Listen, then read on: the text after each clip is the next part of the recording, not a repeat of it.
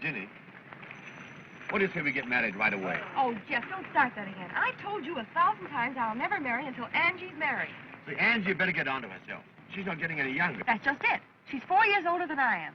If I get married first, people are going to call her an old maid. Then nobody will marry her. Yes. And in the meantime, we have to wait and...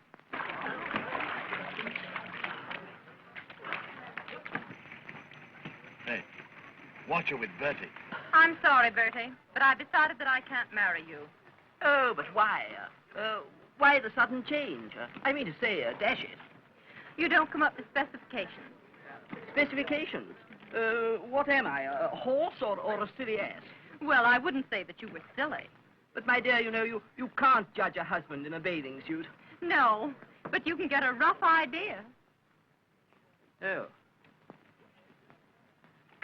Looks like another flop. Oh, let her alone, dear. She'll find the right man someday. Yeah, we won't live that long. Why did she turn down Jack Peters? Oh, she said he had no romance, no excitement. She wants a man that she'll never be sure of. Is that so? Well, what about George Waters? She said he looked like he'd never been kissed. Oh, rot. I tell you one thing. I'm not going to let your sister interfere with our happiness. Oh, Jeff. I mean it. You're going to marry me next week. Nothing's going to stop us. But how can I? I know what I'll do. I'll marry Angie myself. What? Yeah, and then I'll poison her and marry you. Where are you going? Where am I going? To get the poison. Well, I must leave. Take that train to town, honey. Oh, Fred, you think of nothing but business. A wife likes to have her husband at least one night a week. Hey, you, cut that out. That's my wife. Sorry, thought it was mine. Can you beat that? Honey, when I'm away nights, I hope you won't... You hope I never look at another man. Well, you just better not leave me alone so much. Take a little wifey's tip. Nita, why do you always start pulling that stuff? You know how I hate it. Oh, you two lovebirds. At it again. Well, Angie, how would you like your husband leaving you every night for business? Are you sure it's business? No, I'm not. Then I'd love it. Oh, if I only had a husband that could make me jealous. Why, I'd send him out nights, just to get a thrill when he came home. Angie, you talk like a fool. How would Fred like it if I started going out nights? Oh, you wouldn't mind, Fred, would you? Not if the man was good-looking. Oh, no, I wouldn't mind, because I'd have the extreme pleasure of twisting his neck. Bye, honey. Goodbye, Fred. Bye. Oh, Nita, the more I see of men, the more I love my dog.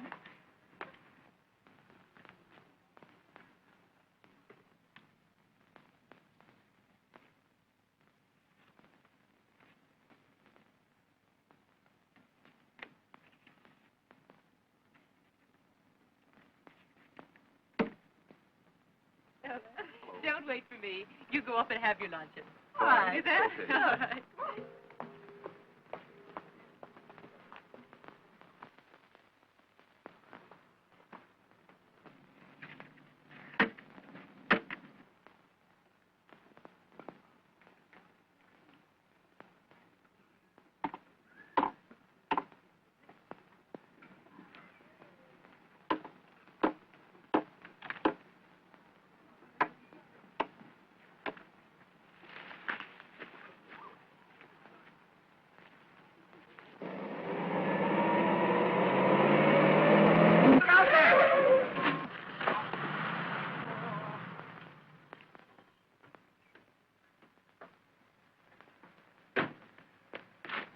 Say, are you hurt?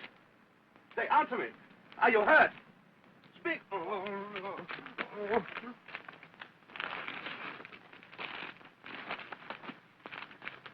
Help! Help, somebody! Get a doctor! Help there! Help! Get a doctor! Get a doctor! I think he's dead!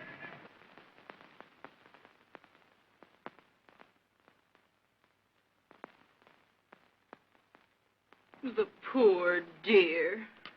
He has such a soulful, sad face. How could you be so careless? Suppose he dies. That's right, that's right. Be as cheerful as possible. Hello, what's this? Carpet tax. Let's see if there's any more. Easy, easy, easy.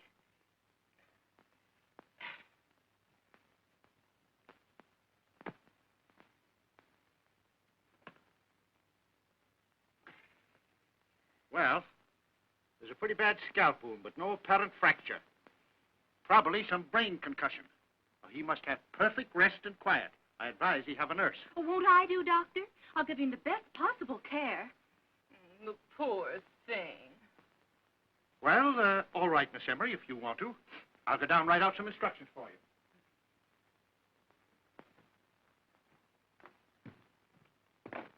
I wonder who he is. He looks like one who has loved and suffered. Oh! Oh, he's coming too. Oh, there was an accident, my poor man. And you're in my home. Don't worry. Everything will be all right. I'm going to take care of you. I won't be gone long. I'm just going down to see what the doctor tells me to do for you. Come on, Jenny, I may need you. Jeff, dear, now, there's a dear. You stay here and take care of him, won't you? You watch over him carefully. Come on, Jenny, we'll see what the doctor has to say. Hurry up.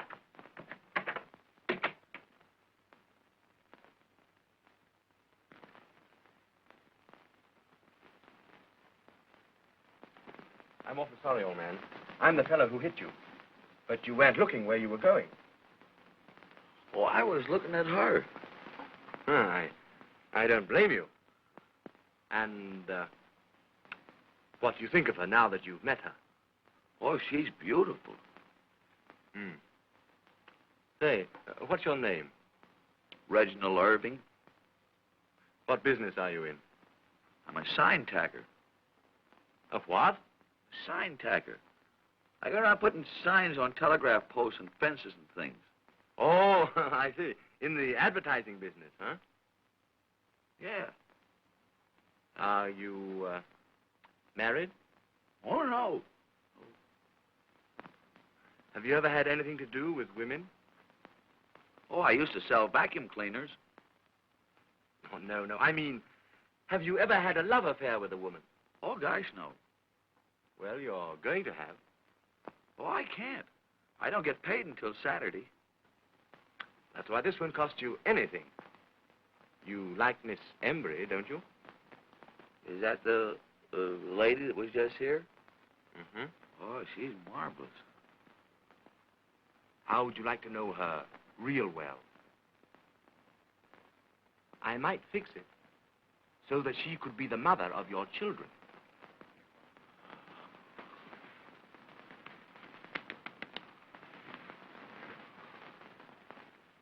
Keep them continually up. I think the scalp wound will show up very well in the future. Thank you, Doctor. Goodbye, baby. Goodbye, I'll take Doctor. good care of the patient. Goodbye.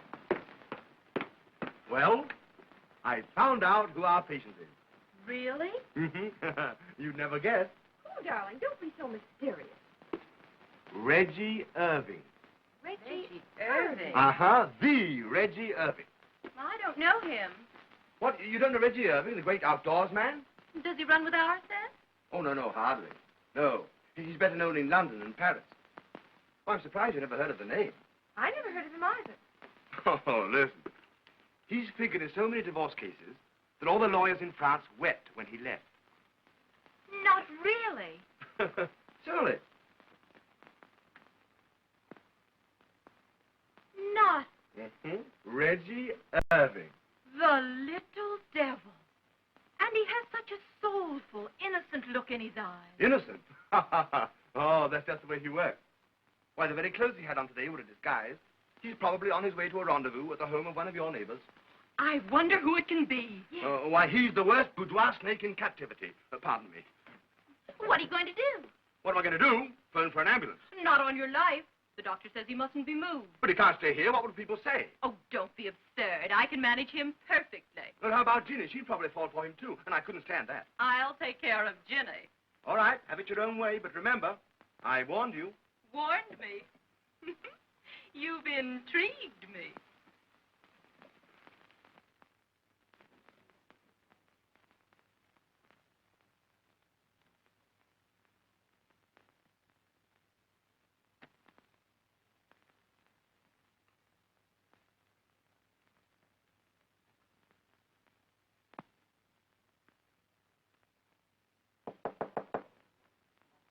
Come in.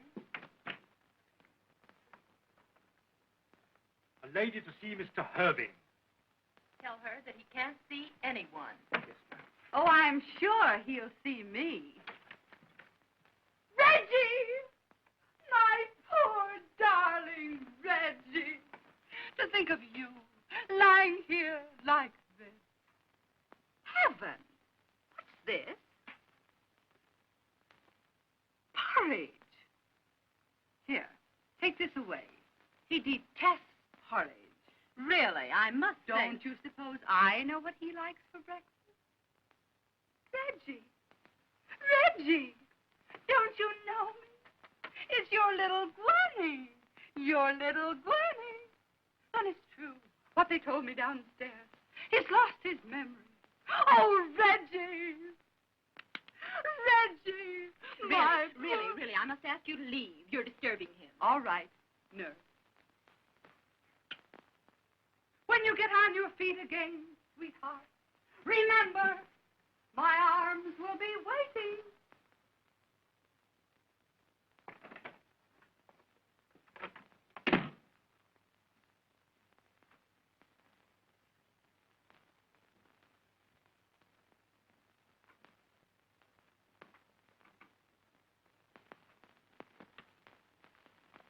Two ladies to see Mr. Irving.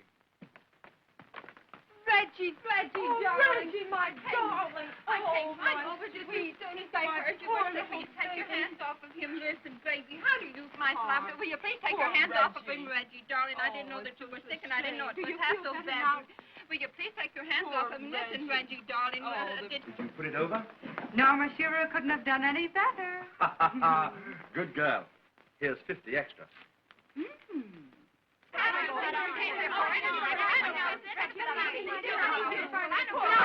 Stop. I can't have this a minute longer. As long as Mr. Irving is in my house and my charge, I can't have his temperature going up like this. You'll have to go. Really? Right, have to leave. I'm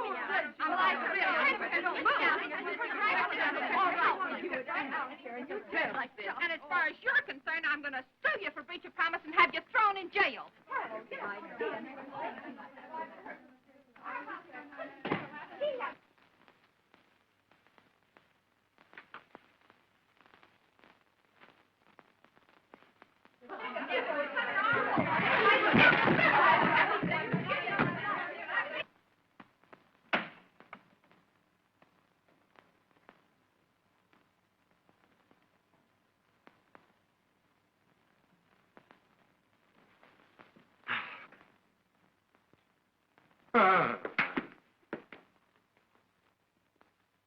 Stop him! $50 to the man who stops him.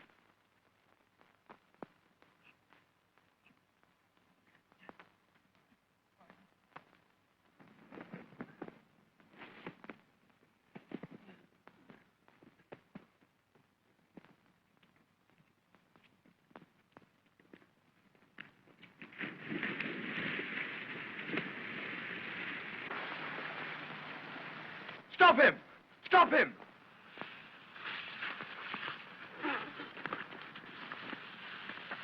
Boys, I got him!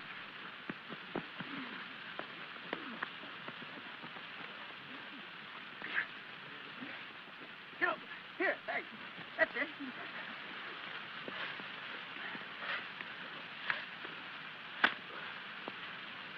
Hey, never mind that. Quit.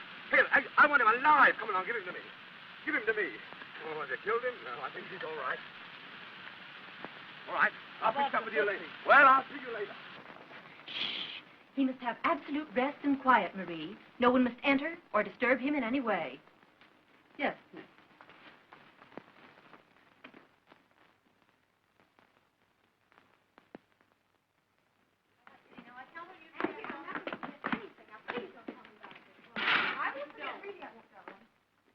Hello, sweet. How are you? Hello, darling. Say, darling, I've got some good news for you. Really? Yes, I think Angie's just mad about that little shrimp upstairs. Is that so? Yes. Well, you know... She won't let anybody come near the room. No, I didn't think she would. Oh, she's going to have a devil of a time with that little Bruce. Hello.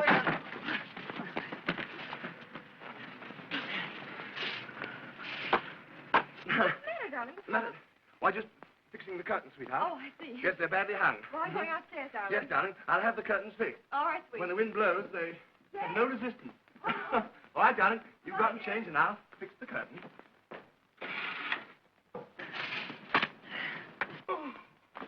Hey, what did I tell you? Huh? Don't do that. I want him alive. Give it to me. Well, come on, put him over here. Make it snappy. That's all right. Now beat it. You get your 50. I'll give it to you at the end of the week. All right. Go on. So long, boys.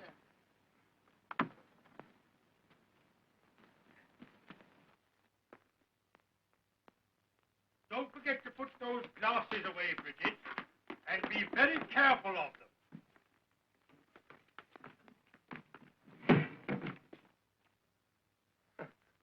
Hello, Horace. How are you? Quite nicely, thank you, sir. I'm glad to see you. Yes, sir. Can I do anything for you, sir? No, nothing, thank you. Nice pantry you have, Horace. Thank you, sir. I'm glad you like it. Thank you, sir. Yes, sir.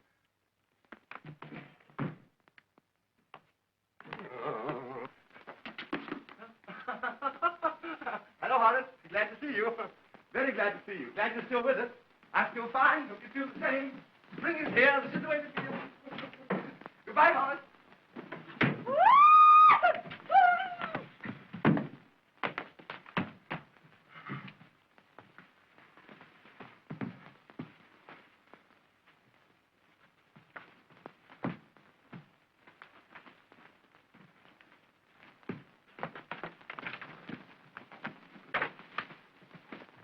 What on earth's the matter?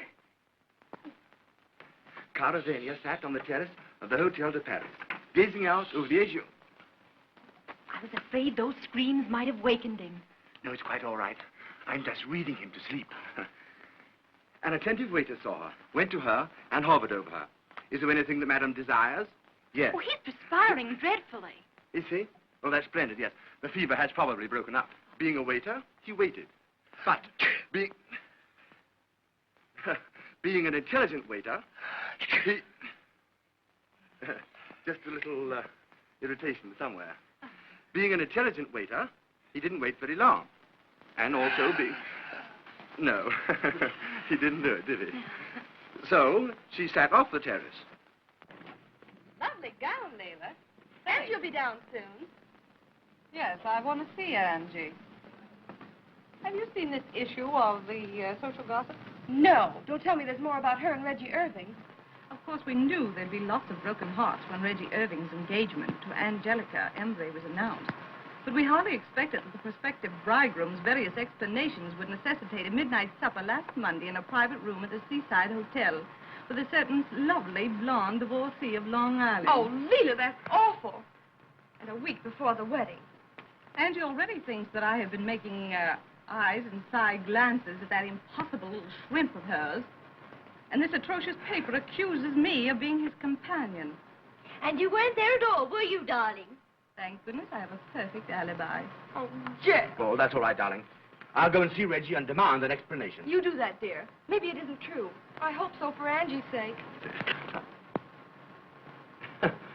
Excuse me.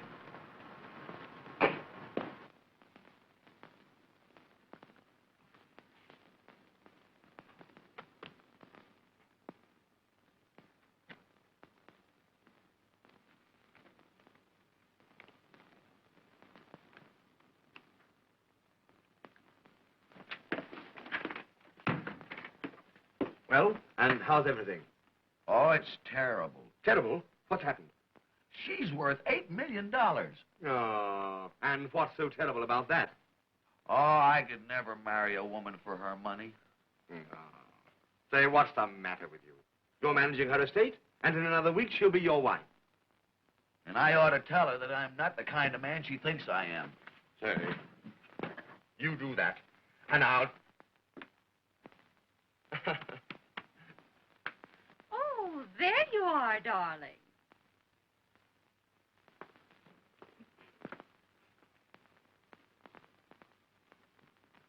Really, darling, you mustn't work so hard.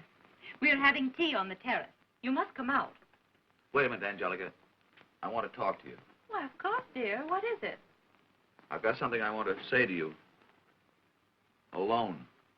Oh, I know what it is, dear. You want to tell me how much you love me and how happy you are. But suppose I told you that I'm not the man you think I am. And that I don't know these other women. I've never been out with them at all.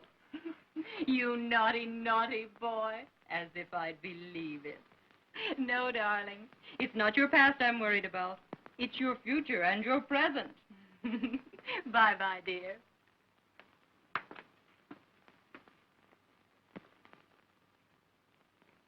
It's no use. She won't believe me.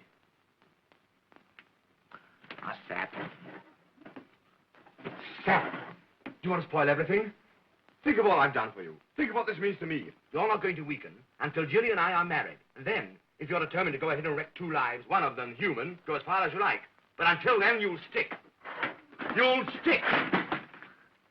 And as for that insignificant little nincompoop that you're so crazy about, I wouldn't give him a thought. Indeed. Well, many very attractive women have, my dear. And besides, he is not a nincompoop. Oh, Angie, my dear, if he were ever left alone in a dark room with a beautiful woman, he'd drop dead.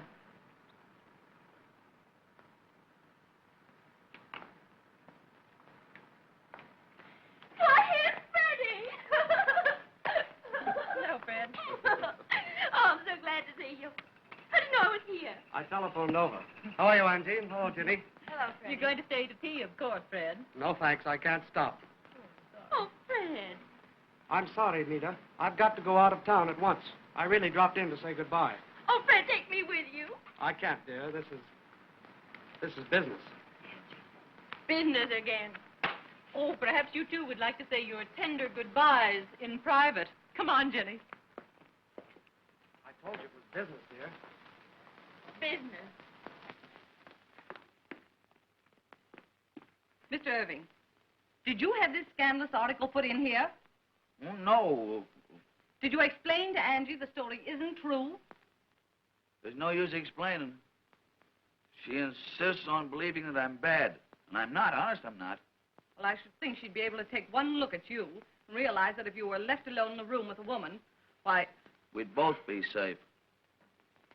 I was in a house one time all alone with the most beautiful French maid. She tried to kiss me. She was baking a pie. And what did you do? I ate the pie. Oh, this is perfectly dreadful.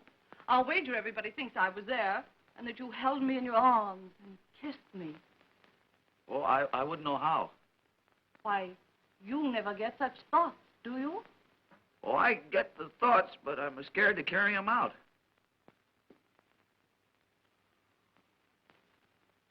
Oh, Leela.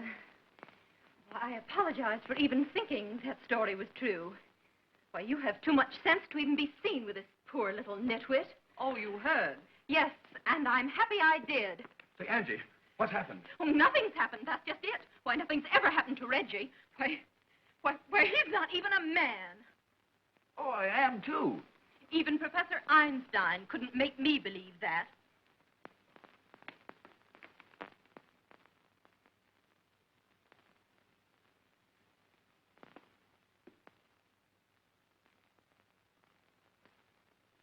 Now, see what you've done. You sap. Oh, it's all I can do to keep my hands off you. I didn't know she was listening. Oh, you idiot. You've gummed up the whole works. Now we've got to do something at once, or else it's all off. I wish it was. I'm tired of being a villain. Say, I've got it. I've got it. You're going to be caught with the goods. I'm going to be a crook? A crook? No. You're going to have an affair with a woman tonight. Oh, I'm a little nervous. Can't you make it tomorrow night? No, tonight. What woman? Oh, never mind. Any woman. I'll attend to that. Now, listen. You will go to the Seaside Hotel. You'll have my rooms there. You will register as Mr. and Mrs. John Smith, and Angelica will catch you. You think that'll help me with Angelica? Help you? Huh. Why, it'll marry you to her. Oh, supposing Angelica is delayed. No, she won't be delayed. I'll attend to that. Well, what'll I do with this woman while I'm waiting? Gee, I'm not much at talking. Oh, well, I'll tell you. Here, I'll draw a diagram for you. Now, come along. Write this down. Now, first of all, You register as Mr. and Mrs. John Smith. Mr. and Mrs. John Smith. Right. Right. Now, when you first get to your room, order some champagne and broiled lobster. Can't you make it beer? Beer, certainly not. Champagne. C-H-A-M-P-A... Oh, well, make it wine. W-I-N-E. Well, what'll I call her? Oh, call her kid, sweetheart, baby. Kid, sweetheart, baby. Uh-huh. And then when you're helping her to take off her... Take off her what? wrap. R-A-P. No, wrap. W-R-A-P. Whap? Wrap. What? Make it coat. K-O-T-E. Then slip your arm around her.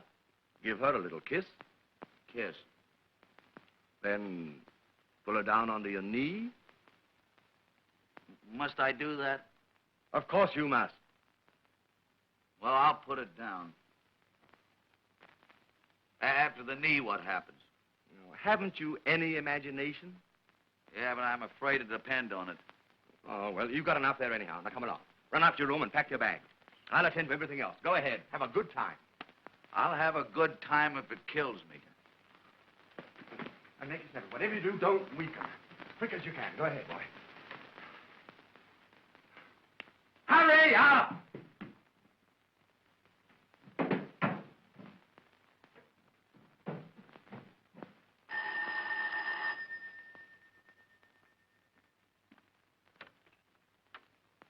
Is Jefferson Hayward in? I'll see, madam. Who shall I say is calling? Well, I have an appointment. What is the name, please? He expects me. What is the name, please? Say, what if I don't want to tell you? Well, then I shan't know who to say is here, madam. Well, good. Go tell him I'm here. Yes, but...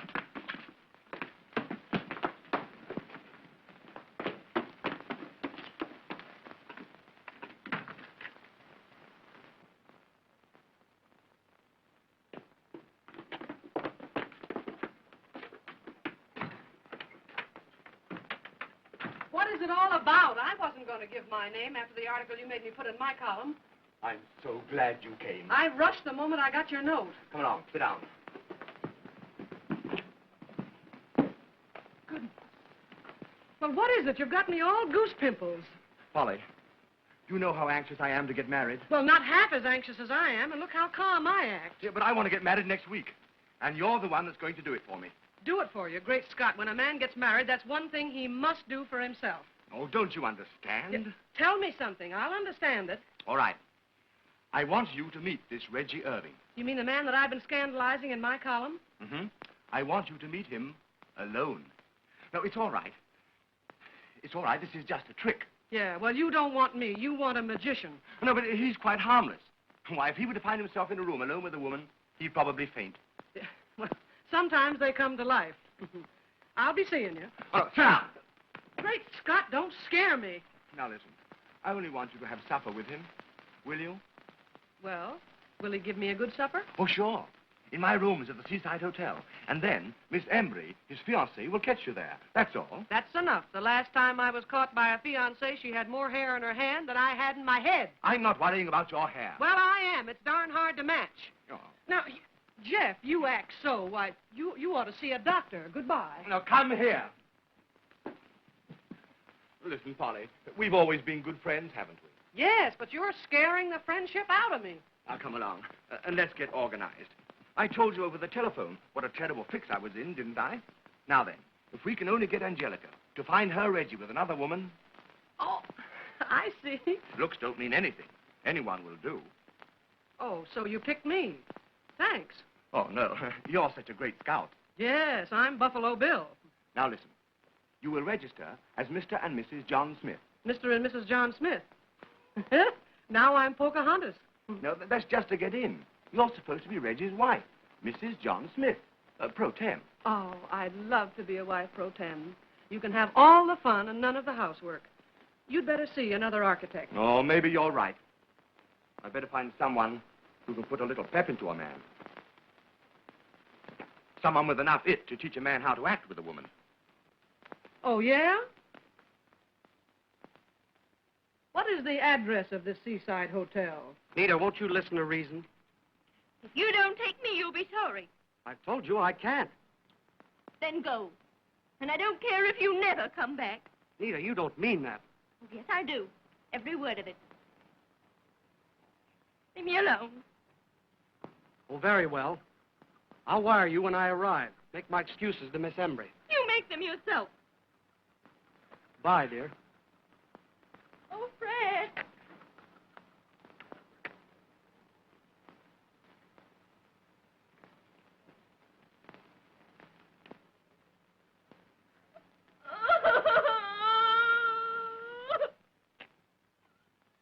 Yes, you had. Here it is. Now, Seaside Hotel, 7 o'clock, Coach Reggie and supper. Gee, I love supper. I hope they have me. So long, Jeff. I'll see you Thursday. Bye-bye, Polly. I know what I'll do. I'll raise the devil. I'm going out with the worst man I know to a terrible place. And I'm going to let Freddie know about it. Then he'll have to come back. Well, after all, dear, it's your own affair. But don't do anything foolish. Alimony may be easy money, but it don't make up for a lot of lonesome nights.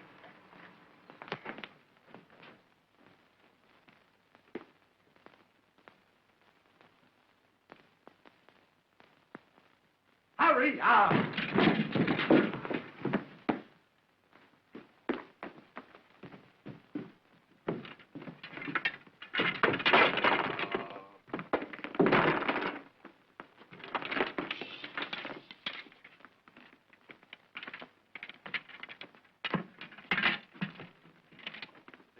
What's the idea of the golf clubs? Oh, I thought maybe if Angelica was late, I could practice putting. Oh, go ahead, beat it. Go by the garden.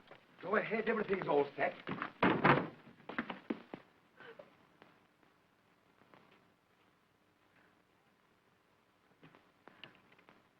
Reggie! Oh, hello. Why, Reggie, you wicked boy, where are you going? Oh, no place in particular. Oh, yes, you are. You're going to take me to supper to the worst place you know. Huh? Oh, I'm so glad it's you. Why, Reggie, whoever would have thought you were so wicked? Where shall we go? Oh, that's all arranged. Arranged? Seaside Hotel, supper for two, Oh, private Reggie, room. you darling. Not yet.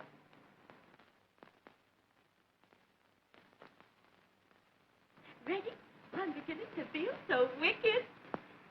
So am I. Oh, Reggie, you understand this isn't really. Oh, I know. We're just playing. My car's out the garden gate. Let's take that. All right.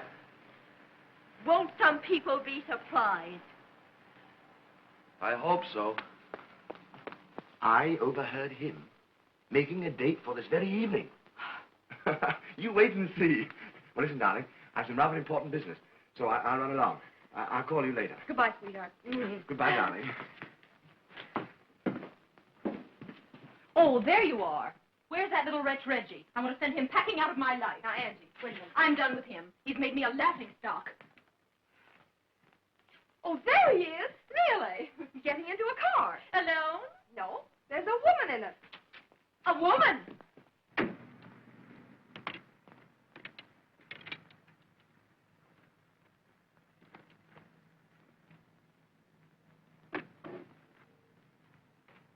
Why, it's Nita Leslie. The little hussy.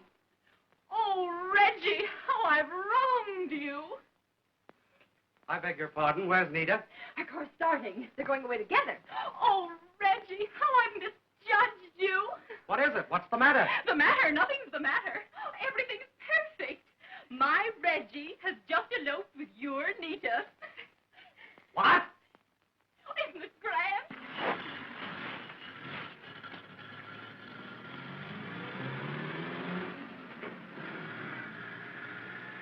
Oh, and they're taking the suitcases. I'll murder him.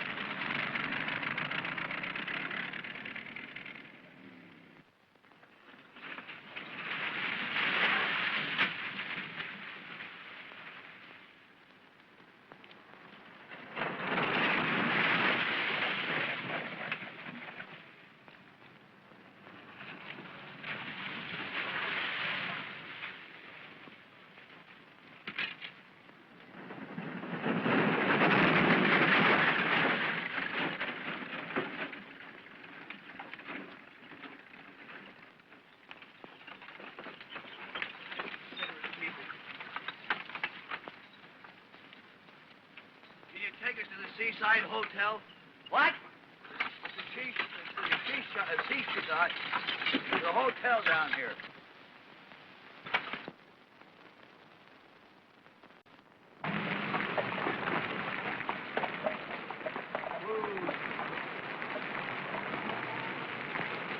Hey!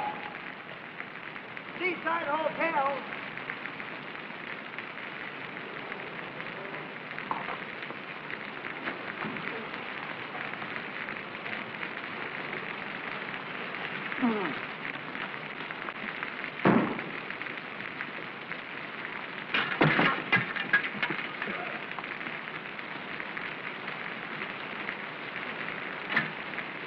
How much do I owe you?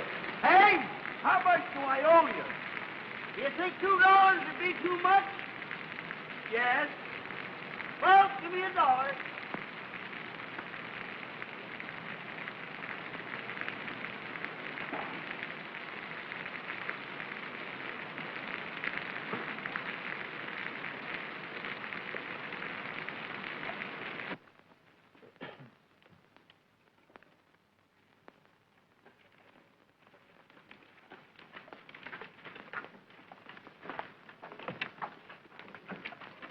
I'm Mr. John Smith and wife.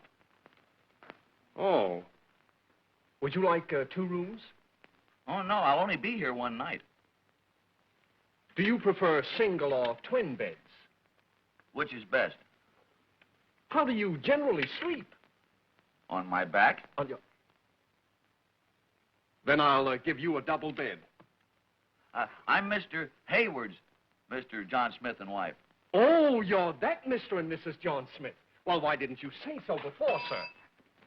Now, if you'll kindly register, we'll take care of you immediately, Mr. Smith.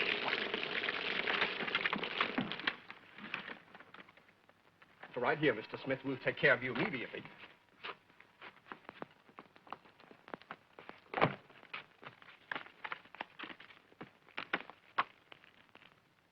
Maybe I better sign it again. Yes, I think you better... just... It must be raining out, isn't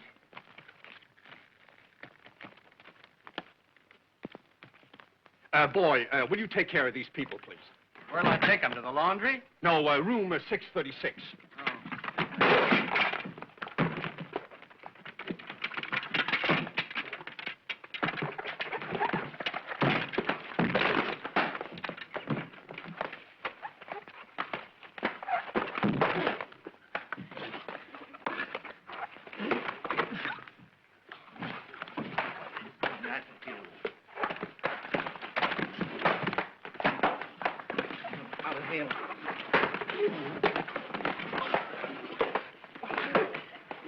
That's my hat. Don't hurt my hat.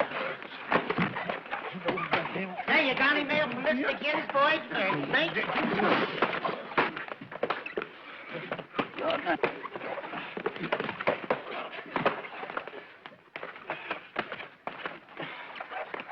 Yeah. I'm all right now. I'm all right now. You're all right, Mr. Smith?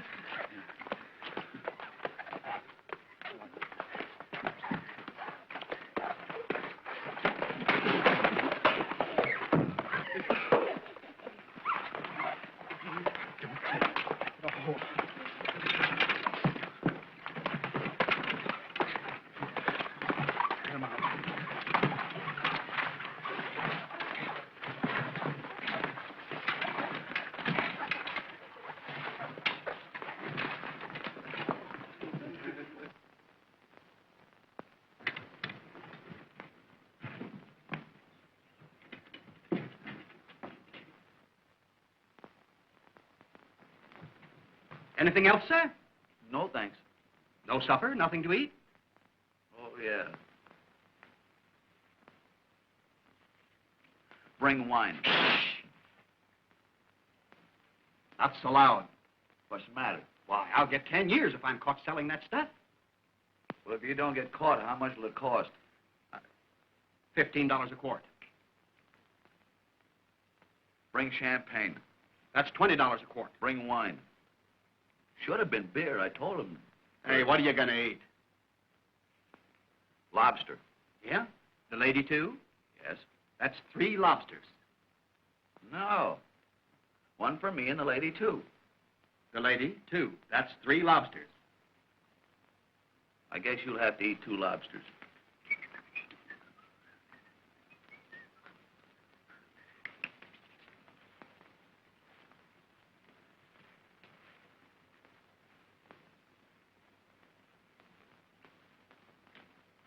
Sure you can spare this?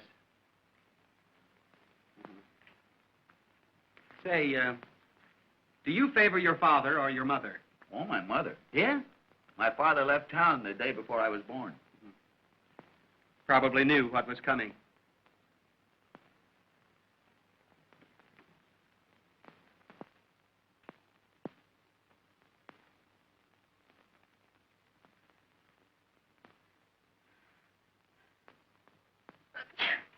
Oh, Reggie, give me a hanky.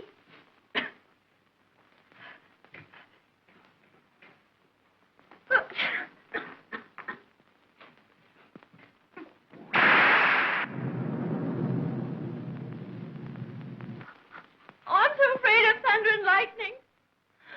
I don't care for it either. Oh, Reggie, I'm so wet. Well, maybe you better take that coat off.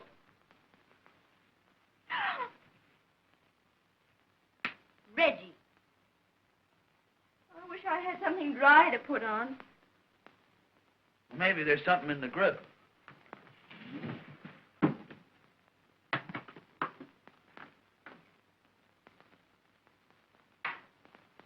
Why, Reggie! How did you happen to have these in your suitcase? Oh, I always carry those things. Reggie, you wicked, wicked man.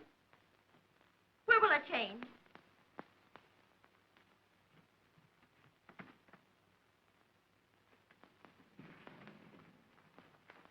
It looks like a bed. There's a bed. Oh, Reggie, I feel so wicked.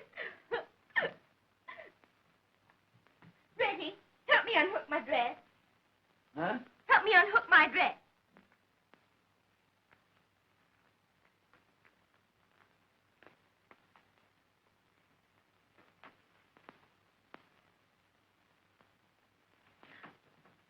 Reggie, behave.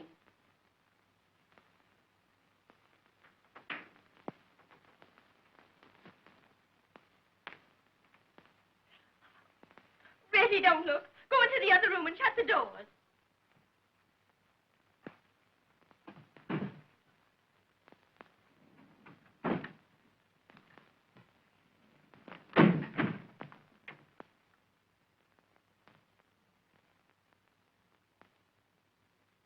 Headache?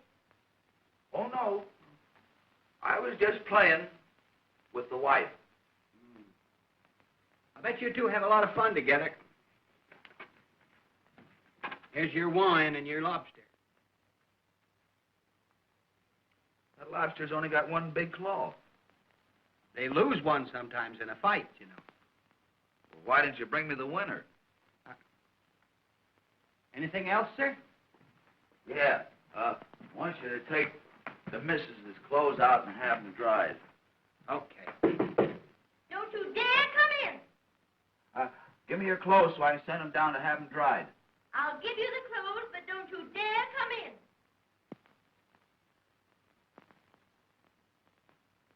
She doesn't want me to come in. I noticed that.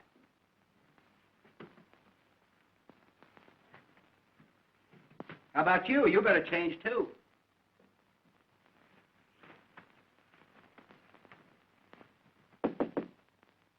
Don't you dare come out here. Still playing, huh?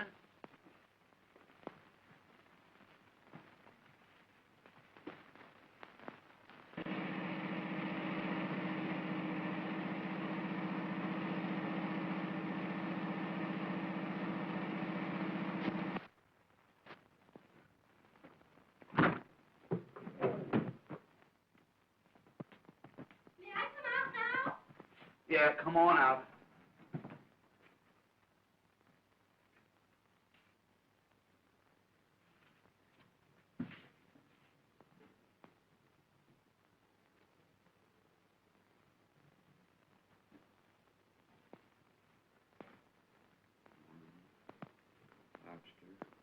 kiss.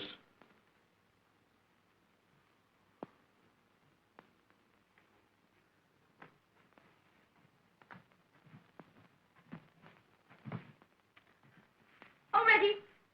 You know, you said you wouldn't really do that. It's in the book. The book?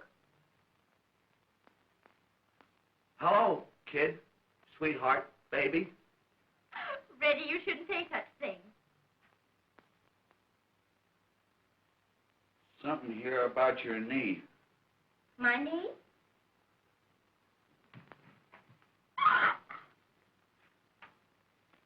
Well, maybe it's my knee. Oh, I know what it is. You stand up. Oh, Reggie, you mustn't. Oh, it's all right. It's in the book. Oh, Reggie, you mustn't. No, you have to because she's liable to be here now any minute. Oh, Reggie, let Come me go. here now, darn it. Don't run around like that. Oh, Reggie. Shut up. Reggie, let me go. Let me go. Yeah, go out there. Oh, Reggie, don't. Oh, Reggie, don't you dare. Don't you dare take advantage of me. Oh, You can't please, go I'm out so there. crazy about you. She's liable to be here. She's liable to be. She's liable to be here any. Reggie. Come here now. Reggie, on you. Right, Don't you dare. Come here. Come here. Oh, Reggie.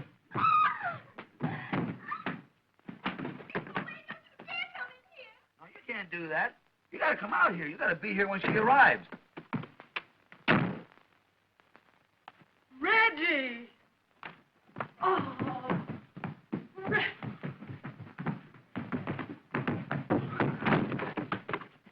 Reggie! You are Reggie, aren't you? Yes, ma'am. This is going to be easy. Now, come here now. Don't be scared. I'm not going to kidnap you or give you the needle. You're just as safe with me as you would be in jail. Jeff Haywood said. Jeff Haywood. Yes. Jeff Haywood? Mm-hmm. He sends you here? Yes. Well, what about? What about what? Well, nothing. You know, when Jeff warned me about you, I didn't believe that it could be true, but he was right. He was right. Now, he's explained everything to me, and I'm going to coach you. Coach me. Yes. We're going to have a little rehearsal. Rehearsal. A little practice. Practice. Do you know what we're here for?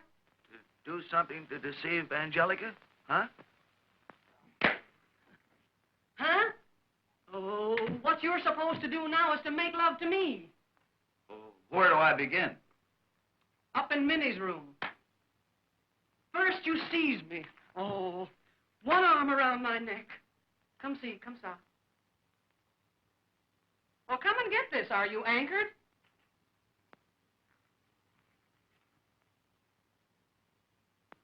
I am here for a quiet evening. You know, you're dead and you won't lay down. I'm not here to give you dancing lessons. Come here. Oh, try that now.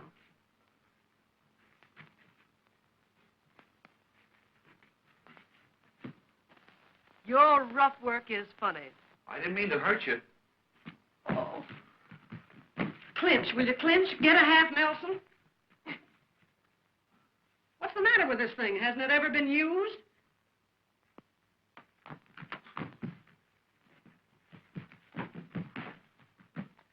Now say something like this. Darling, I love you madly. I cannot live without you. You must never leave me. Now you do that. Darling, I love you madly. I cannot live without you. You must never leave me.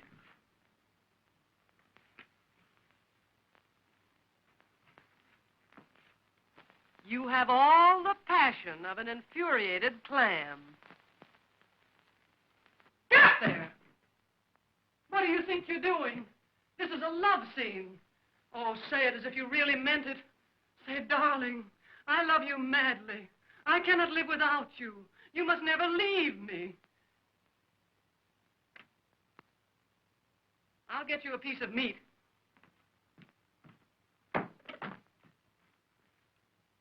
Send up the hip of a horse. Oh, come on now. You know what to say. Say it. Come on, say it. Oh, my darling, I love you madly. I cannot live without you. You must never leave me.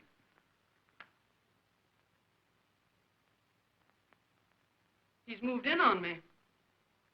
Say, don't go to sleep here. This is not Old Home Week, you know. Now you must kiss me. Huh? Not huh. Kiss me.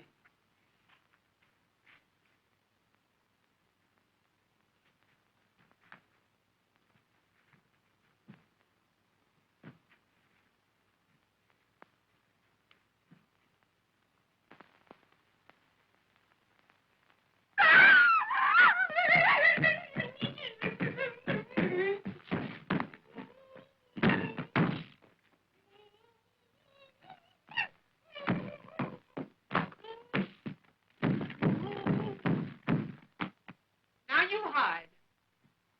5, 10, 21, 16, 49, 52, 68, 71. Here I come, ready or not.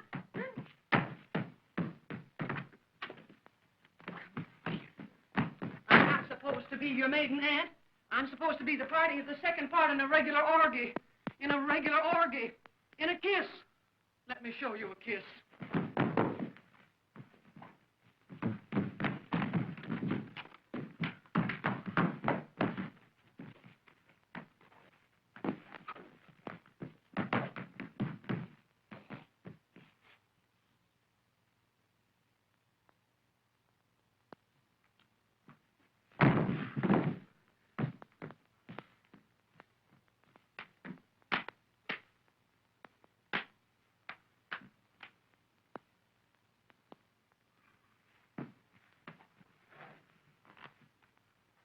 Come on now, once more, straight through this time, and I'll be flirting with you.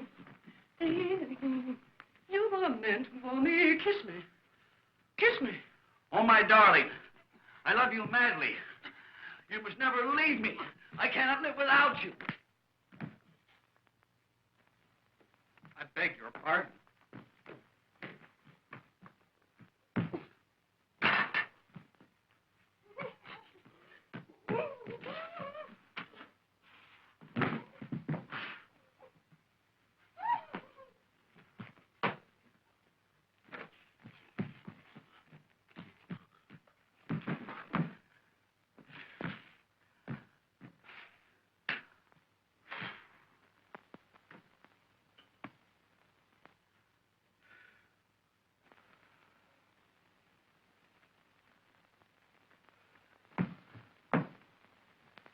You've been holding out on me.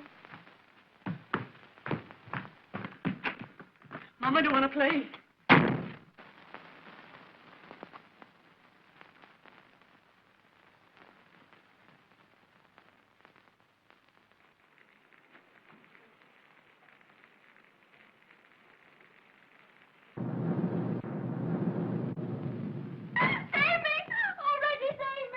It's all right. It's all right. I know what to do now.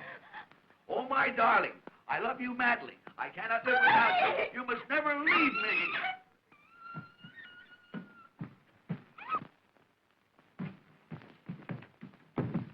I beg your pardon.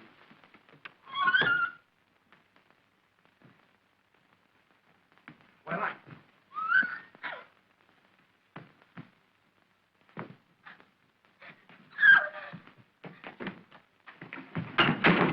just a moment. What on earth do you think you're doing? I'm practicing. Practicing? I'm doing pretty good, too. But, no, not Nita. That's the wrong girl. Didn't you fix it with her? No. That was another girl, a friend of mine. Oh, that other woman. Oh, yes, she told me what to do. I love you madly. I cannot live without you. You must never leave me. Hey, well, never mind that. Tell me, where is Polly? Polly? Yeah, Polly. Polly. Yeah, Mrs. John Smith. Mrs. John Smith? The woman I sent here for you. Oh, she went down the hall to another room to change her clothes. Right, I'll go get her. And listen, get Nita out of here. Her husband's found out all about it. He's out to get her and you. You think he'll be mad? Mad? Ha, he'll kill you. And listen, work fast. Angelica's on her way. She'll be here any moment.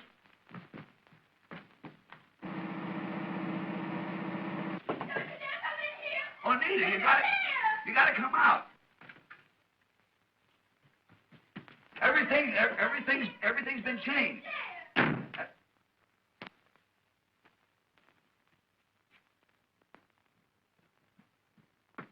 Reggie Irving, is Nita in that room? You wretch!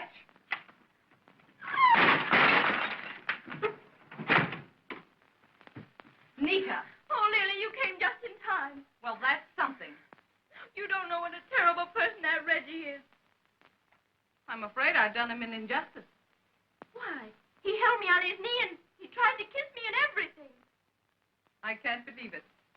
But look, come on now, quick, get dressed. Your husband may be here any time. Oh, but I can't go without my clothes. They're drying them. Oh, phone for them quickly, Nita. Hurry. I'll take care of Reggie. Oh, you better be careful. He's a terrible, terrible man.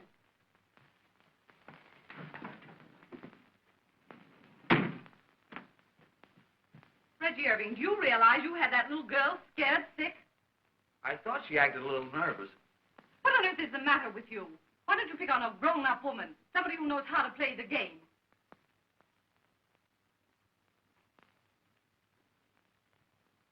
Oh, my darling. I love you madly. I cannot live without you. You must never leave me.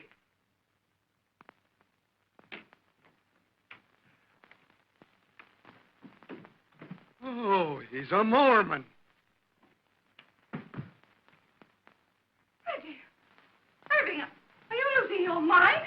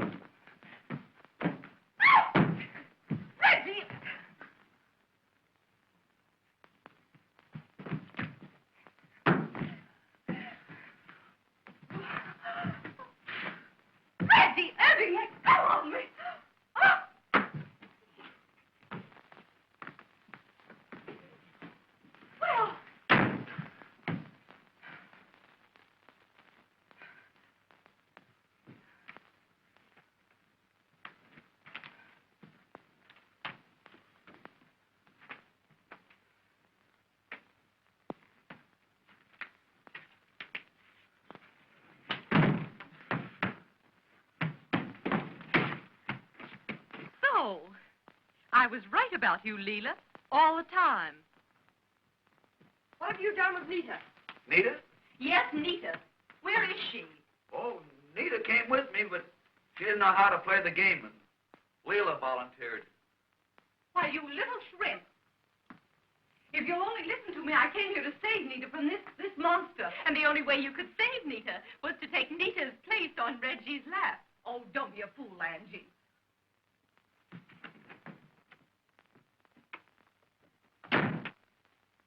I didn't know you had company. Reggie. How could you, Reggie? Oh, you promised me cross your heart that you were going to cut out all these society dolls. Why did you lie to me, darling? Why did you lie to me? Why? What is Reggie to you? Nothing much. We were to be married next week.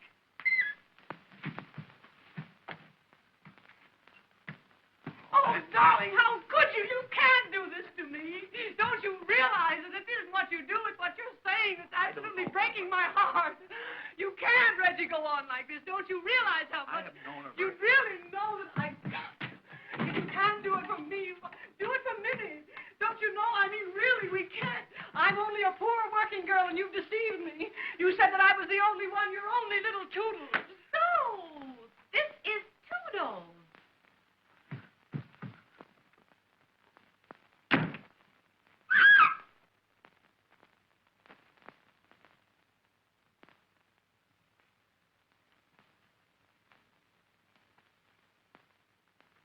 Where are you going? Get away from me. Where is Nita? Where's Nita, I say? She's not here. Where's my wife? Answer me. I can't keep track of everybody's wife. She's not here. She's not here, huh? No. No. Well, it's a good thing for you she's not here. What will I do with Mrs. Smith's clothes, Mr. Smith? He is things. And she is here.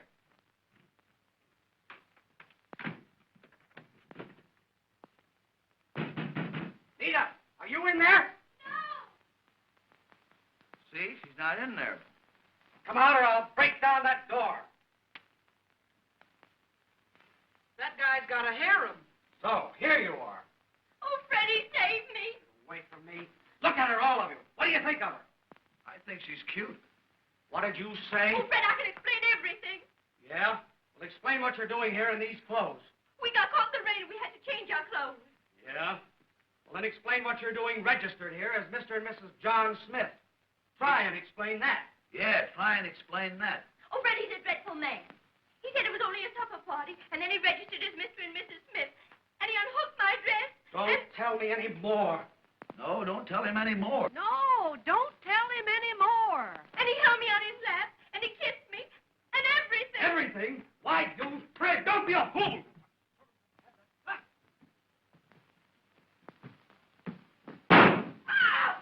Ye gods, they got me. Hey, the boss just sent for the police. It's murder. Murder? Oh, it's over here. Get me out of here. Get me out. Oh, get me out. Get out. Get out of the hotel.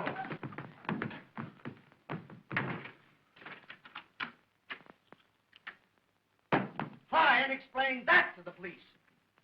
Oh, you're ready. You're ready.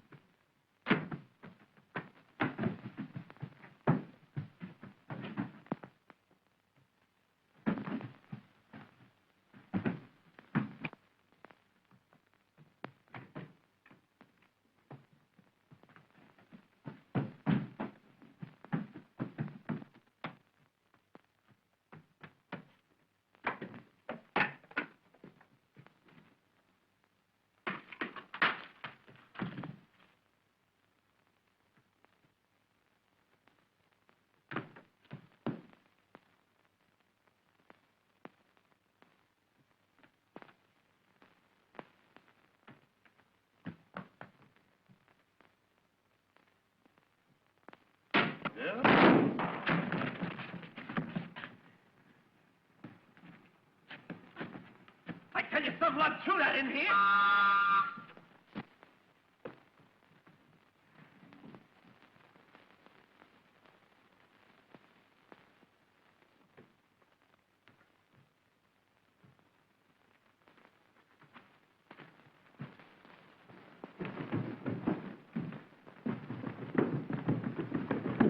Wait a minute, Joe. What do you know, huh? I was just upstairs. Come here, stand still. Huh? Speak. Open up here. What do you know about this, huh? Somebody threw that out the window. Here, all of you, get over there now. Wait a minute here. No, you don't understand.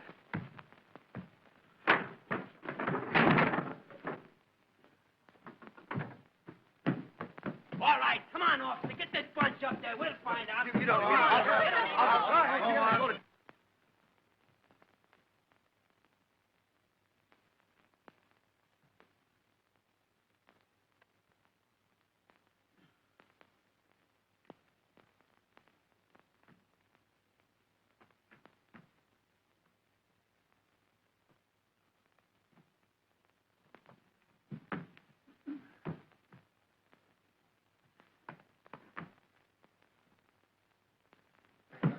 Is that it? All right, out of the way. Anybody in there? Open that door. All right, Christy. Get out that door. Come on, open it, open it.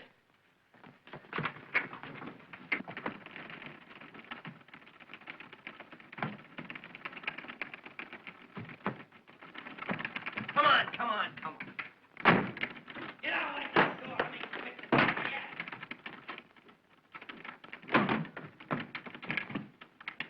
Give me that key.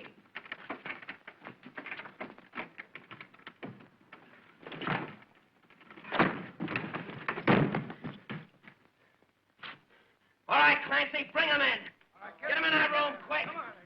Come on, get in that room.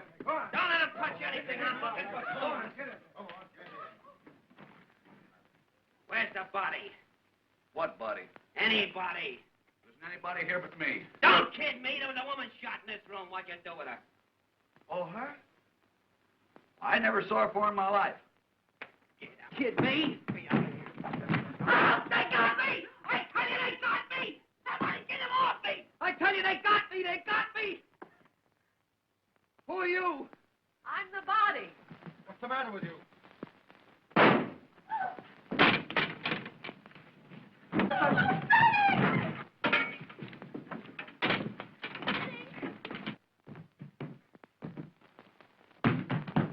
Get away from me. I don't want to get shot.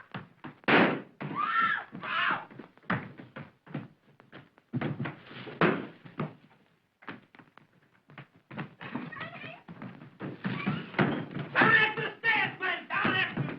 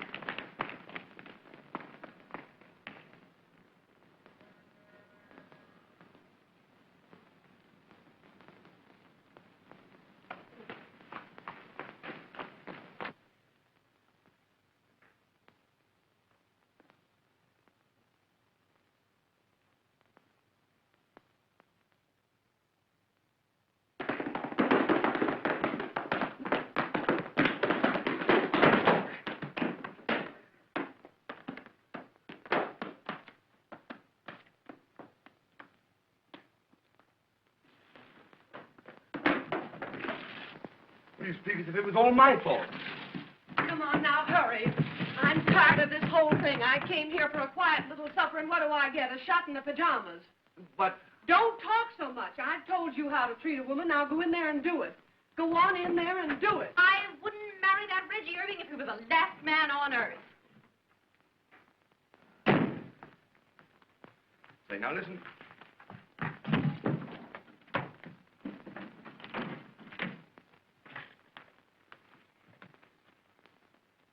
Oh, I love you madly. You must never leave me. I cannot live without you.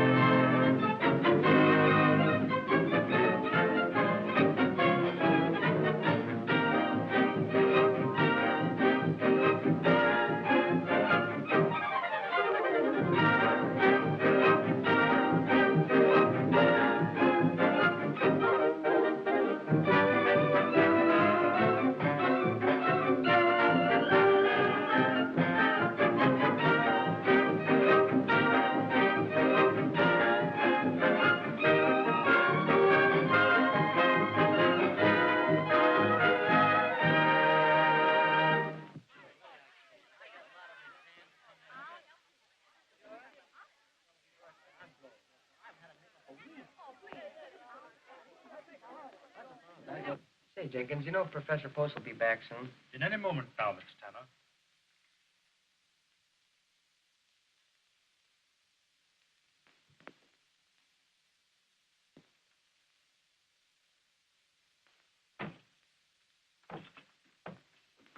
How do you do, Professor Post? Oh, good evening. Morning. I mean afternoon. Oh, yes, yeah. I have read your papers on Aristotle. We will now have a complete survey. Well, Professor Post, this is drag day, and can't we...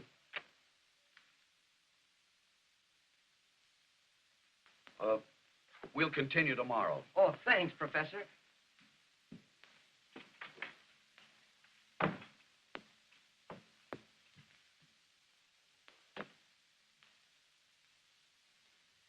afternoon, Professor. Oh, good afternoon, Jenkins. Everybody's happy and excited over the drag. Will you be going, sir? Oh, no. I'd rather sit here and read Aristotle.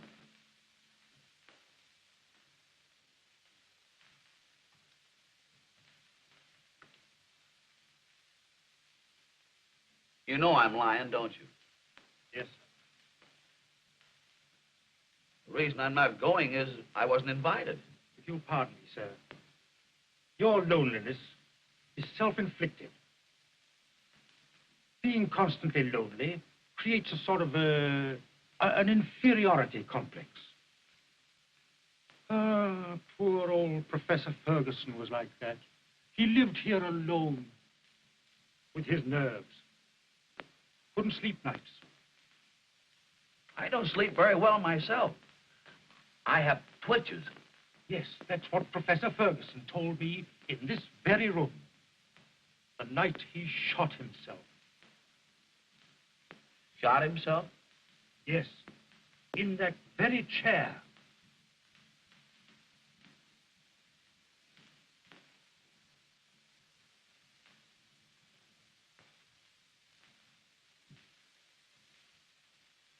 I know because I helped to pick him up and lay him on that couch where he died.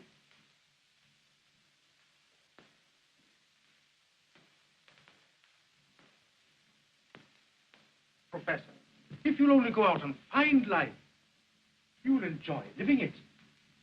Oh, but Jenkins, how often have I told you that requires money? And I have saved in 12 years exactly $4,564.23. I'm saving that for a rainy day. Yes, sir. Poor Professor Ferguson said that.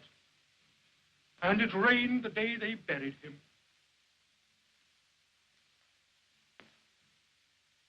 I have thought of getting a broadening experience, but a person in my position can't very well afford to indulge in whims. I'd love to rub elbows with the outside world and become a Napoleon. He was about my size, too. Yes, sir.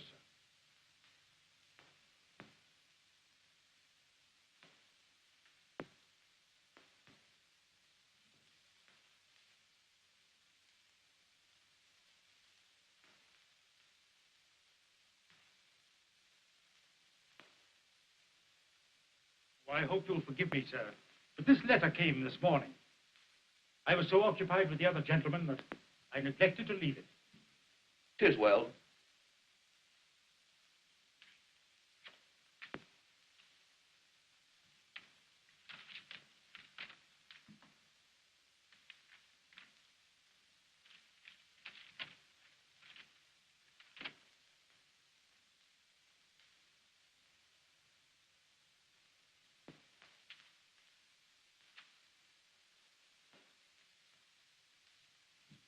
Jenkins! Jenkins! Jenkins! Jenkins! Jenkins! Jenkins! Has anything happened, sir? Look, come here. Look. See if that says I fell heir to $7,500.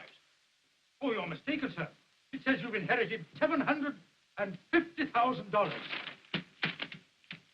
$750,000? Get my trunk. Get my trunk. Get my trunk. Well, what are you going Wait, to do, sir? get my trunk. What did I do with that letter? Where's that letter? What did I do with it? Where's that letter? It's in your hands, sir. Well, never mind. I'll look for it myself. Get my trunk out. Here, sir. Here. Well, what are you going to do, sir? I'm going someplace. I don't know where yet, but I'll find it. $750,000. I'll meet people. I'll see things. I'll buy companionship. I'm going to draw all my money out of the bank. I am. You don't want to take a lamp for this, sir. No, know you can't get the paid in, sir. Come on, when you get this stuff aboard, the train don't stay here all day. Hey, why don't you stop squawking, Reno? You're no god, ain't you? Oh, yeah? No wonder the show does only $42 last night. What the troupe needs is a comedian. Say, where do you get that stuff? Didn't you hear them clap when I came out? They wasn't clapping, they was only killing mosquitoes. Well, how do you like them onions? Why, my gags schooled them. You can't say they didn't. You haven't got a gag that'd get a giggle. Yeah? Well, how about this one? A guy goes into a second-hand store, and he says to the man, he said, is this a second-hand store? And the man says, yes. Then the guy says, well, give me a second-hand for my watch. If I was laughing, I'd stop. Well, I'm a mackerel without any fins. Yeah.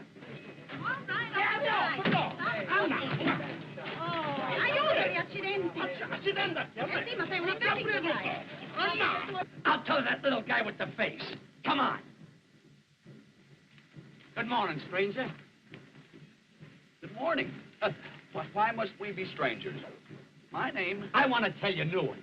A guy goes into a second-hand store, and he says to the man, is this a second-hand store? And the man says, yes. Then the guy says, well, give me a second hand for my watch.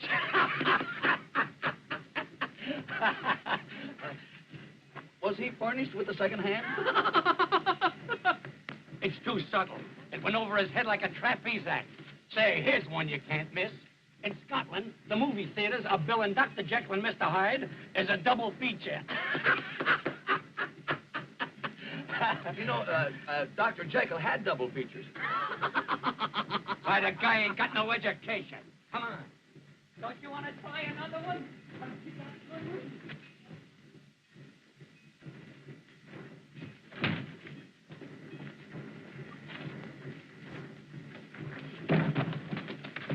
Oh, I'm so sorry.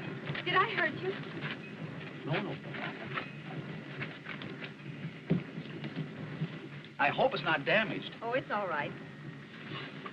I am Professor Timoleon Xanders Post, late of the faculty of Potts College. Gee, this is the first time I ever met a professor. You're an actress, aren't you? Well, I'm a dancer. What a coincidence. You know, I have made an exhaustive study of Greek dancing. How interesting. Pansy, come on, you're going to miss the train, Pansy. Oh, I'll assist you. We need no assistance. Come on, Pansy. Sono le capisci dal fatto teatro. Look at me. No, please. Come on, get aboard here. I'll make him translate that. Carne, che colpa tua? Oh, attenzione al mio figlio. All right. Look at Papa. Look at Mama. Hurry up and put that up there. Shut up. Here, we'll put that on.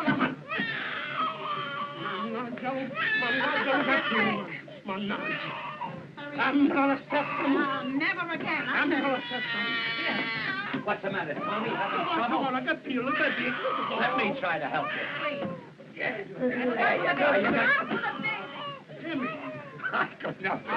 Please, I couldn't help it. That's it. Now we're set. She danced away. Wait a minute. That's it.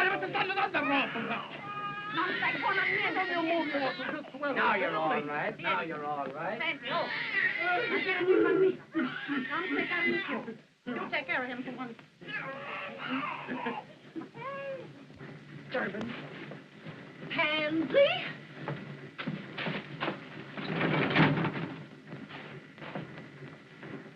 Say, Reno, how about a little rummy? Okay. Hey, Tony, you want to play a little rummy? No, Jimmy, I got a hold of the baby. I got a hold of the baby. Fine. I gotta take care of the baby. Quello rosa, wash the face in the front. I don't mind holding the baby if the father cares to participate. Fine, Professor. You hold him like this. Thank you. You give him this, please. What a break. What a break, Jimmy. Hey, Jimmy, play nice, please. Jimmy, yeah. Play nice, all right? Feel him off the top.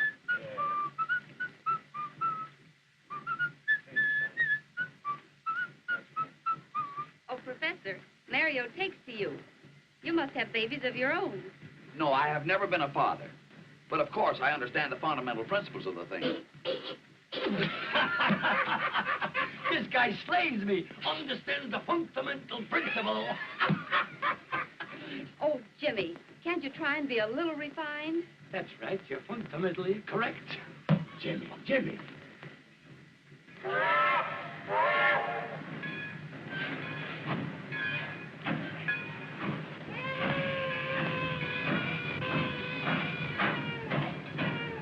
Stop the train immediately.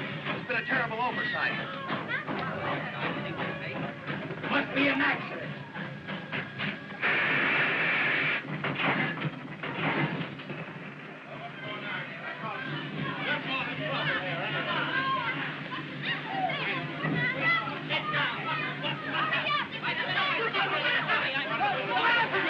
What is it, pal? Where's the accident?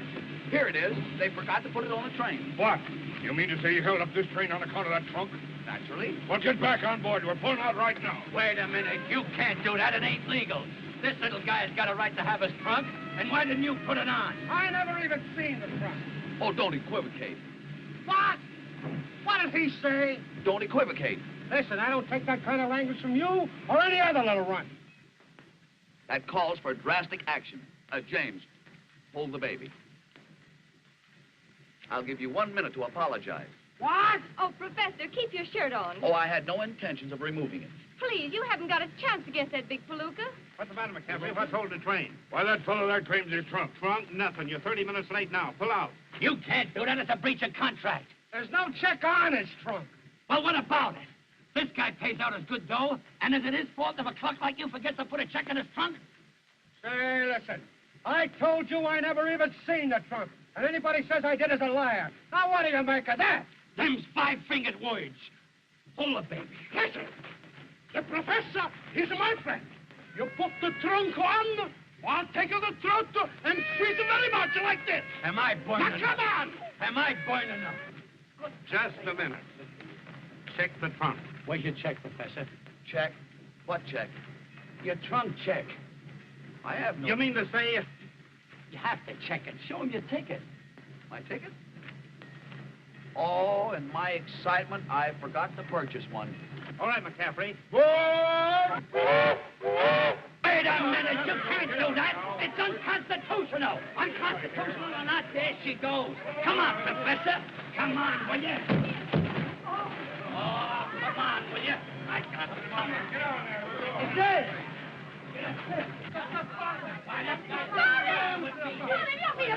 Where's the baby? The baby? Yes, the baby. The baby? Where's the baby? My Jimmy's got a baby. Where's the kid? Holy mackerel, I forgot it. No, the baby. I don't know. Look at me. Oh, Mommy, you got me. Who gave that stuff? Who gave it, I say? You? I did. Say, if you think we're going back after that trunk, you're crazy. It ain't the trunk, Chief. It's the baby. Baby? Whose baby? Yours? No, this is the father. Show him your check.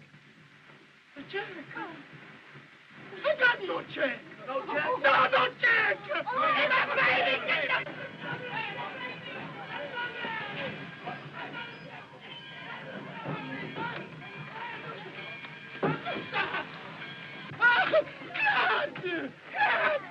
Come on, get on this train. We don't want to be here all day. Yeah, take the kid and get on the train. Hurry up, get on the train here. Let's get going. Think I want to stay here all day?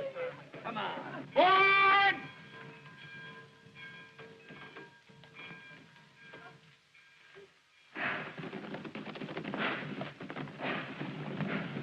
Come on, Willie, what's the matter? Give me the trunk,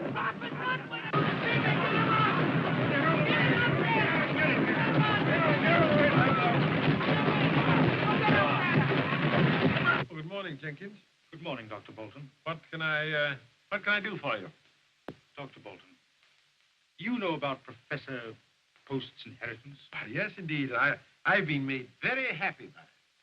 And I've been made most unhappy by it, sir. Well, Jenkins, what do you mean? Dr. Bolton, I've done an awful thing. Professor Post didn't inherit $750,000. He didn't inherit anything. I wrote him that letter. Jenkins, How could you do such a thing? I thought I'd help him, sir. He's been a very lonely man. No friends, no companionship. And I wanted to do it for his own good, sir. I am tremendously fond of him. But he's learned everything except how to live. Oh, I've done a terrible thing, sir. I wonder if you have done such a terrible thing. I wouldn't worry, Jenkins. He's drawn out his life savings, sir. And I hadn't figured on that. Forget it, Jenkins. Nothing very serious can happen to so conservative a fellow as Professor Post.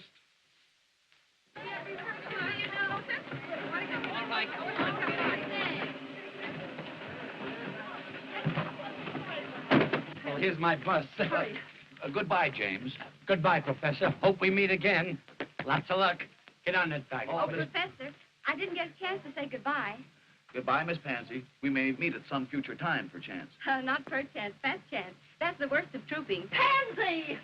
If I should ever meet up with a friend and he should want to write me a letter, it would reach me care of the billboard. Which billboard? You know, Trooper's paper, Cincinnati. I'll make a note of that. Now, you're going to miss this spot. Well, goodbye, Professor. Don't do anything I would. Wait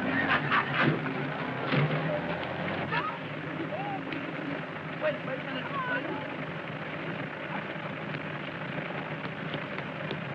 Sedgwick. What's her name? Whose name? The young lady's. Pansy. Pansy what? Pansy Pete's. Pete.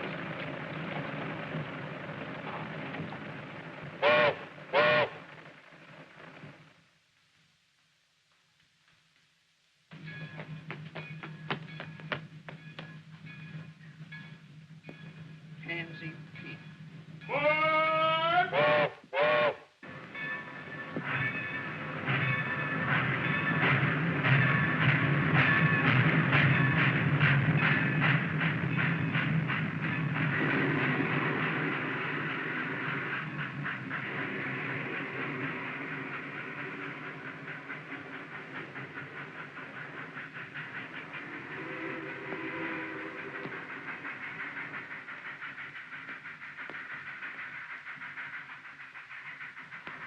When is the next train for Chicago? There's a train tonight about 9 o'clock. Thanks. Only trouble is, it don't stop here. Then I will have to go to a hotel. Is there a vehicle around? No. No, there's a bus, though. There's a hotel bus makes the depot. Only trouble is, it don't run no more today. How far is it to the village? Oh, about 2.5 miles as a crow flies. Only trouble is... I'm no crow.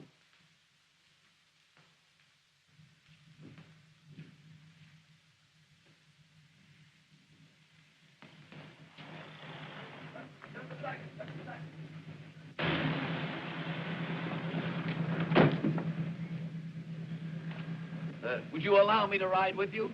You're darn tootin'. Hop right in.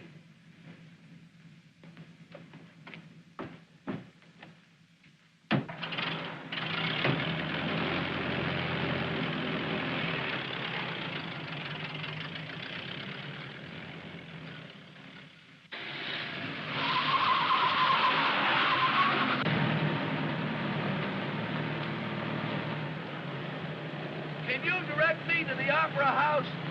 You're standing right in front of it.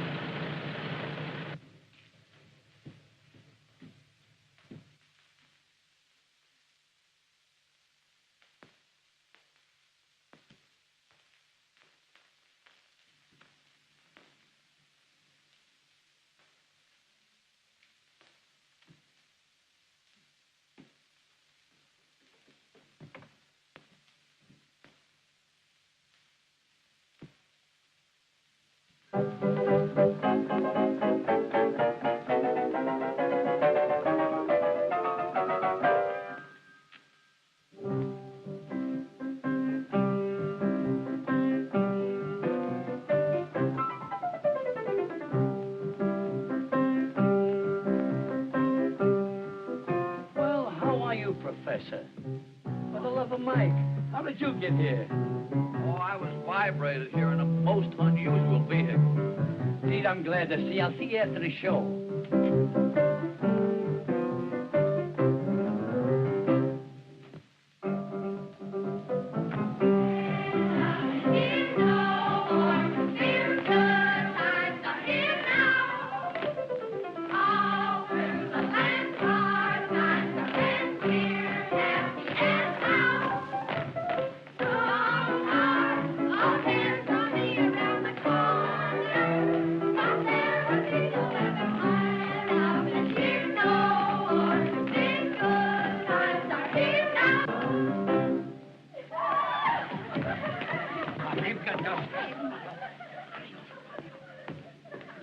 What a day.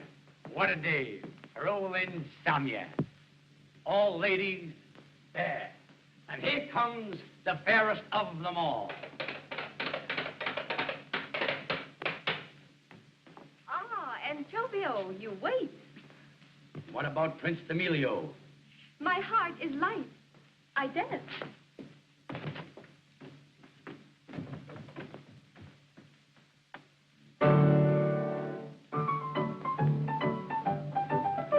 What do you think of that?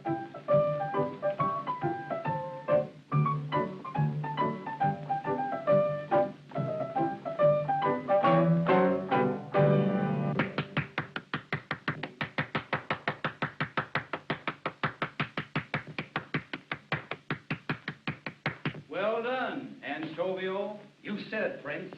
You said it. And now, my castle and love.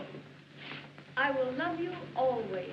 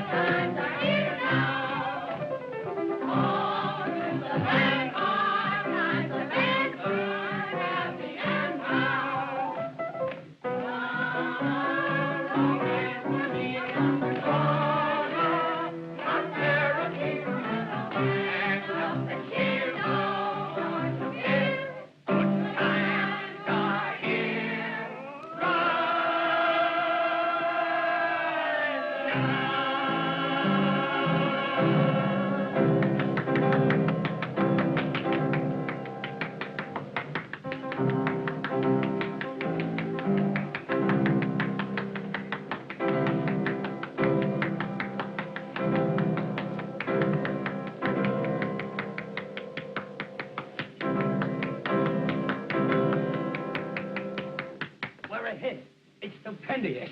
Come on back, Professor, and give the folks a kick. A kick? Why? I thought they performed beautifully. You slay me with your crack. Come on back, Professor. You murder me.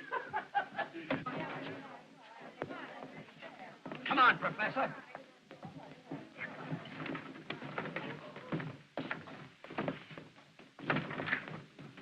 Get that thing.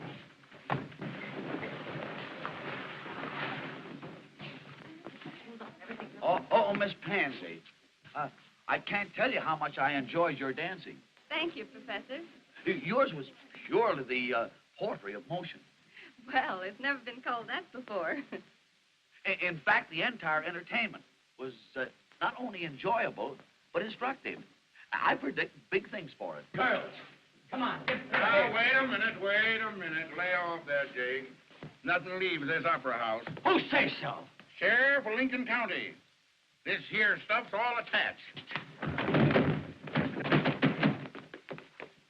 Bill for $250. Hotel Hastings. You going to satisfy this attachment? Well, you see, Chief, what I wanted to do is... That's enough. Come on, Tom. All right. Come on, gal. Flip it. Come on, now get off that trunk now. That's the law. Well, what's the matter, Miss Pansy? Oh, it's nothing, Professor. Really. But you're crying. Is it because of this uncouth fellow? Well, they're going to take our trunks away from us and everything. Yeah, well, I'm going to put a seal on them trunks. I'm going to put a seal on that door. Now, get off that trunks, all of you. One moment, please. One moment. Your manner is very offensive, and I'm free to say I do not like you.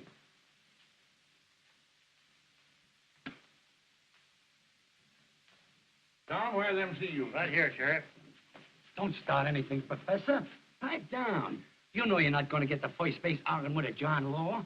I repeat, I do not like him. James, pay this man and send him away. Yeah? With what? Us in a house just for $28 tonight. I will lend you the money. You wouldn't clown with me, would you? That's beside the point. I wish to pay this man. 1, 2, $50. Correct. Thank you, Doc. Goodbye, folks. Come on, Tom. All right. Goodbye, Gil. Gee, Professor, that was a decent thing for you to do. Well, that's perfectly all right, James. Yeah, but what I want to know is how we're going to get to the next town. I guess we'll walk. Well, James, if you're in need of further assistance... Well, Don't you do it, Professor. You keep your money in your pocket. Say, what's the idea? I don't care. I think it's a shame to trim a stranger like that. He ain't no stranger. He's a pal. Well, he helped you out of one hole, and now you're willing to take him for more. I ain't trying to take him. No? Well, how'll he ever get his money back? I got it. Professor, to show you that I'm on the level, I'm going to tell you what I'm going to do. I'm going to let you take over the show and manage it. But I know nothing whatsoever about the show business. Well, who does? That's what makes it a great game. It's packed full of wallops. It would be a broadening experience. You said it. Running a show is one of the most broadening experiences there is. But unfortunately, I am going to New York. My trunk is on the way. I have the solution. I'll go to New York and take the show with me. Oh! You mean to say you're going to put this in the Broadway theater? Why not? It's an excellent show, and I like it. Can you swing it? I mean, you got the mazuma? The what? The sugar. I mean the kale. You know what kale is, don't you? Yes. Kale is a vegetable, resembling a cabbage. Listen, what I want to say is, have you got the Kush, the Kopecks, the O'Day, the cartwheels? Can someone tell me what he's trying to say? He's trying to ask if you've got enough money. Well, I don't know. I only have $750,000. 750 grand? Grand what? Don't let's start it again. We will embark on the first train in the morning. Oh, Jimmy! Hey, you don't pick that drop up in the middle. That's big-time stuff you're handling. Next stand's New York. New York. What a town. Broadway. What a street. Boy, I've been waiting for years to get a crack at them Broadway bozos, and now I'm set. I know darn well I can do without Broadway, but can Broadway do without me? Hamilton, Times Square, Columbus Circle, Central Park, Main Street, the heart of the world. I once bred to be friendless on Broadway, just be broke and look. But after they take one flash at me and my adornment, they'll know darn well I can do without Broadway, but can Broadway do without me? No, can Broadway do without me? I'm sorry, but out of the... I would suggest... How are you, Prof? Morning, everybody. James, we've been waiting for you. Mr. Rayburn has seen our entertainment. I have seen your show, but not your entertainment. Well, what did he mean? Oh, he's kidding. No, I'm not kidding, Professor. Broadway stands for a lot of baloney, but it will never digest a piece of tripe like this. I don't understand. No, I suppose not. Then I'll try to make myself perfectly clear. After 30 years of stage directing, this is the worst show I have ever seen. I went over all right, didn't I? Oh, you'll be all right after I've toned you down and polished you up. Well, I think James is exceedingly funny. Say, I killed him in Clay Center. Yeah, well, in New York, it'll probably be the reverse. Are you incinerating? Now, wait a minute. I'm willing to take over this show, but it's got to be built up from nothing. So we'll start with him. We've got to build and build and build till we put some sense into the thing. What about comedy? Why, we could take something from the Greek. What Greek? Why, Aristophanes is very humorous. I never caught his act. But there's a million Greeks in New York. I'll take something from them. What are you talking about? The professor wants to take something from the Greek. I think it's a great idea. We've had Chinese, Hawaiians, Chebyshev-Lopins. Why not the Greeks? Well, all right, all right. Now, another thing about, Miss Peets, I'm afraid Broadway is not quite ready for you. Meaning, of course, that I'm not quite ready for Broadway. Oh, I'm afraid you won't do. Won't do what? She won't do for this show. Her style of dancing went out with his jokes. Miss Peets dances unusually well. Well, I'm sorry, but the audiences won't think so. Oh, he's right, Professor. It's okay. I'll bow out. That's the way to talk. That's not the way to talk. Miss Pansy, I insist that you remain with us. In fact, it was your artistry that decided me in giving financial support to this company. You shall dance as planned. Oh, it's one of those things. Well, why didn't you tell me in the first place? It's all right, Professor. It's all okay. I got you now. I got you now. It's all right with me. Did he mean that? Yeah, it's an old Greek custom. Mr. Rayburn. Ginny, just a minute.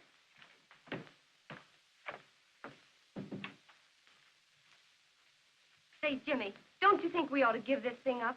Give what up? This show, you know we're not good enough for Broadway. Don't be funny. Everybody has to start, and that's what we're doing. Yes, but it isn't fair to make the experiment with the professor's money. He's taking the chance, not us.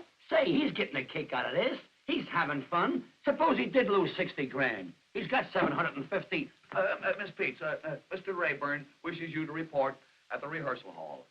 I have enlightened him, and he now has a keener appreciation of your dancing. Oh, Professor, you... Gee, you're sweet.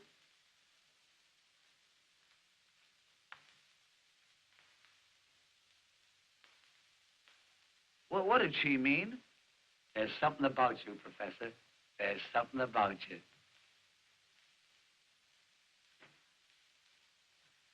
Where's the guy that's putting on this brawl? Who wants to know? Eleanor Spare, the personality girl. Miss Eleanor Aspare and personality. Send them both in.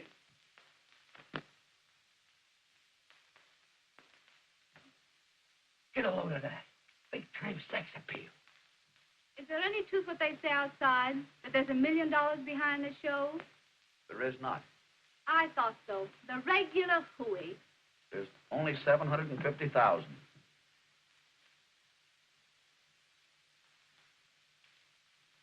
Oh, Professor. I hope you'll excuse me for asking questions. But after all, a young girl has got to know who she's doing business with. Oh, that's all right. That's all right. Hey, what Broadway show were you with last season? The Sunrise Supper Club. Say, I put that saloon on its feet. Made it New York's hottest night spot. And when I first went there, it was a speakeasy. Speakeasy? Yeah, speakeasy. Speakeasy. You have unconsciously committed a solecism. You should purify the verb and say speak easily. Speak easily? Speak easily. It's here. It's here. It's here.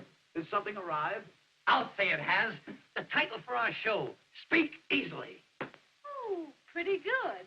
What do you mean, pretty good? It's perfect. Speak easy. Oh, but Professor, to get back to me, I've got everything. Everything? And you know, I got medals for acting when I went to finishing school. Oh, what finishing school did you attend? Notre Dame. Notre Dame? Notre Dame is not coeducational. Oh, well, I was very young. And you know, I can not only troop, but I can wear them. Wear them? Yeah, what I mean is tight. You know, I got legs. I assumed as much. Assume nothing. Say, get a knife full of this. Sign her up, Professor. Like this, get away from you, Professor. She's great, I'm telling you. If you see this gal... Well,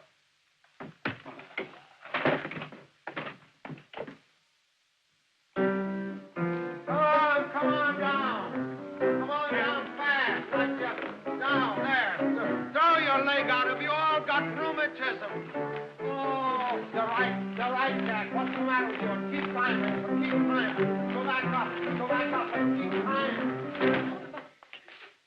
What a day. What a day. For old insomnia. Oh, never mind that. Never mind. What about the music for the rowing number? The rowing number? Yeah. I wrote that this morning. Get a load of this melody. Yeah, yeah, da da da da. Yeah, yeah, da da da dum. Yeah, da da da da yeah, yeah, yeah, yeah, da da da dum. You wrote that this morning? Yeah. It's something they remember. Yeah, I remember it already.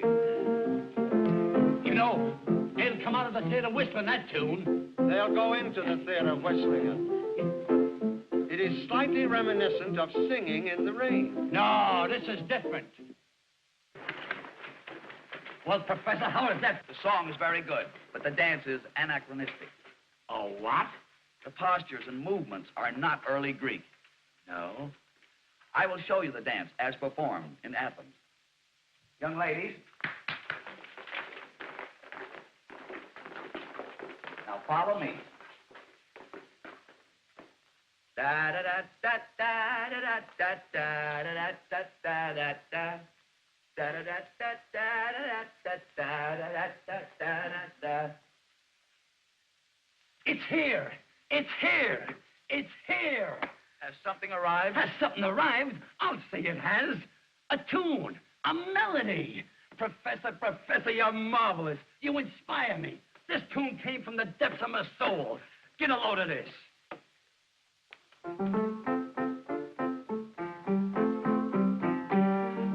We can't consider it. Why? That's Oh, Susanna. It won't be after I'm finished with it. But that's plagiarism. No, that's Speak Easily. The theme song for our show. Just a minute, Jamie, just a minute. I think I know what the professor wants. Doesn't it go something like this? That's something like it. Only there should be more sinuosity of the hips, such as a... Oh, you mean like this?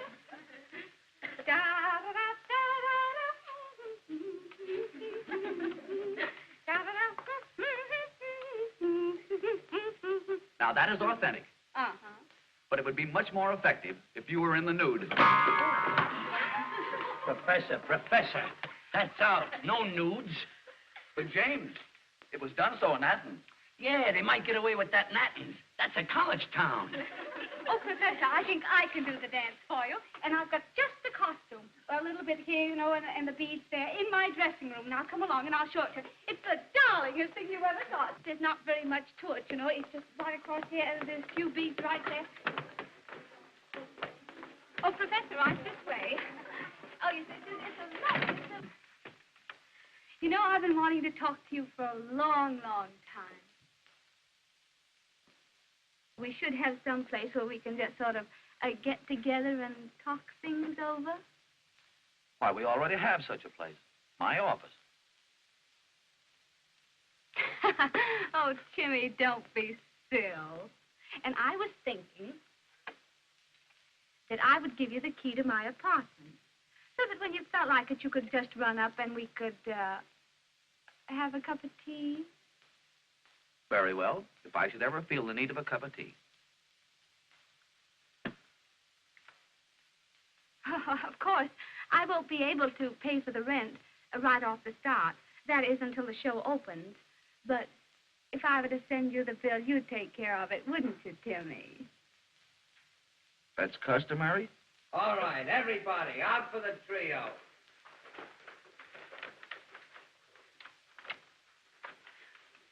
Oh, Timmy. Oh. Oh.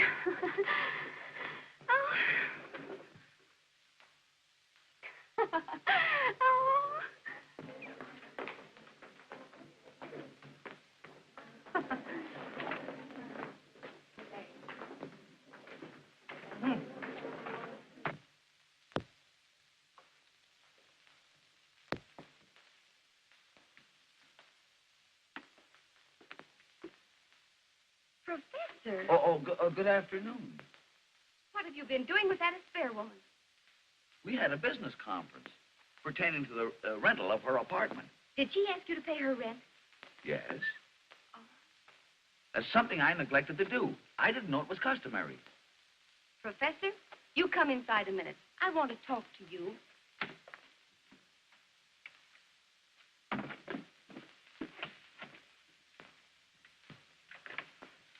She kissed you, didn't she?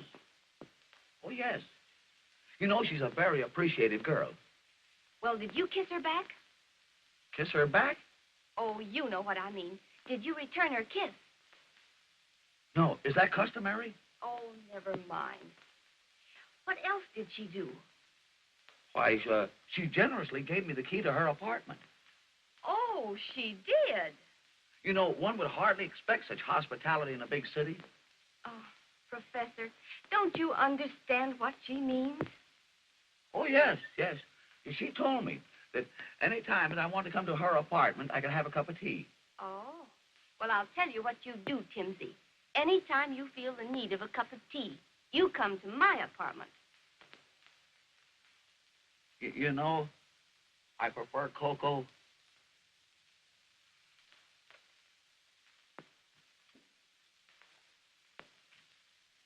Come in, Timmy. Make yourself right at home. Oh, Marie! Marie! Marie! Oh, dear, those servants, you just can't keep them. You don't mind if I do this myself, do you? No.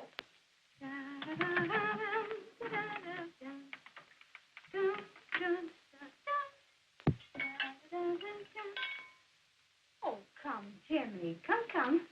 I'll take your hat and your umbrella. Oh, it's a coat.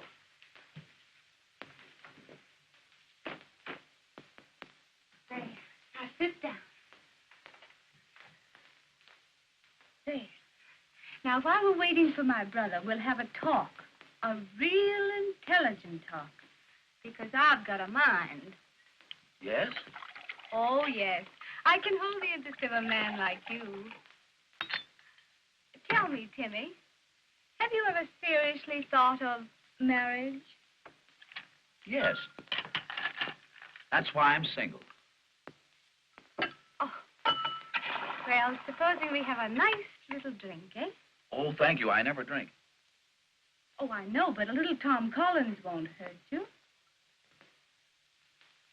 What is the nature of this, Thomas Collins? Oh, it's sort of like lemonade, only it's made from limes, and a dash of that and a dash of that. Sort of like a fruit compo, you know? Very nice.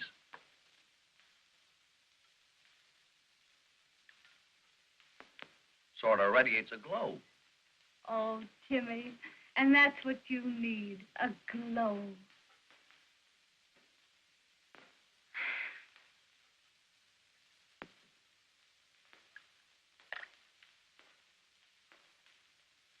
Now, Timmy, I'll slip into something more comfortable, and I'll be right back. Oh, no. You stay right here. I won't be a moment.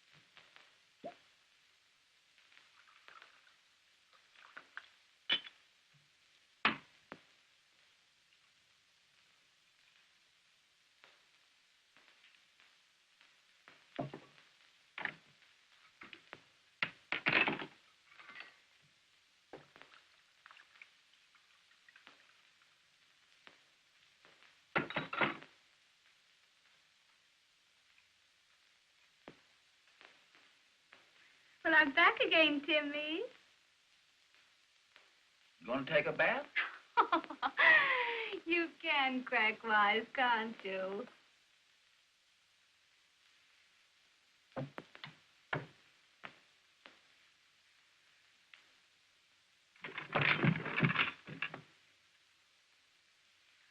I compounded a little drink for you. Well, here's to you and me, Professor.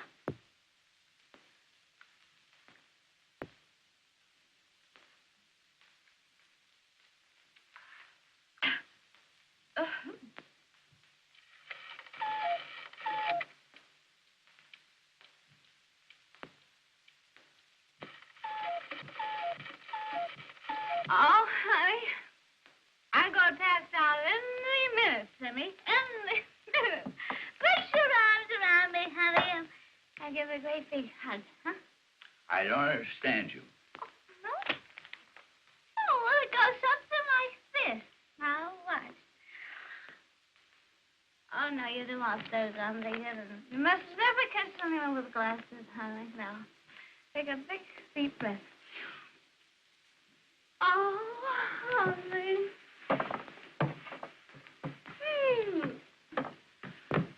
There. Everything's all right now, isn't it? I don't understand you. Oh, Timmy, you'll pay the rent, won't you, honey? Huh? Rent? And then, yes, the rent. And then, when you and I get around to it, why, we'll be married. Huh? Certainly not. Oh, Timmy!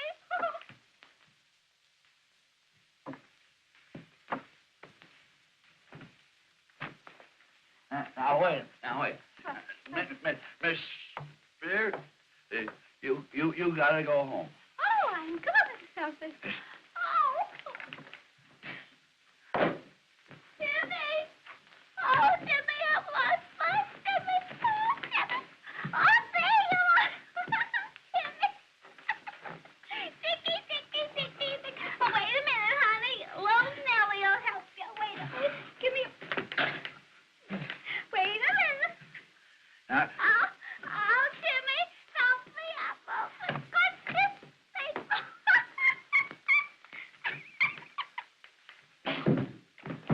I know you're behind the crowd, Timmy.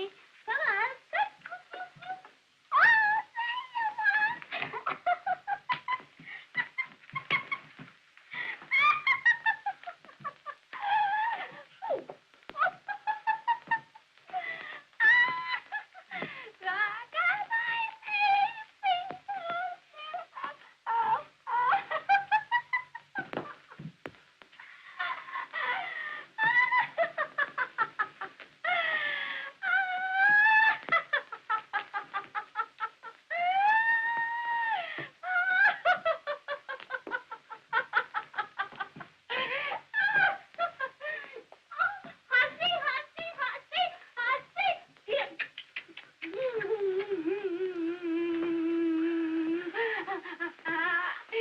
Timmy, let's play Hussy. Oh, kitty.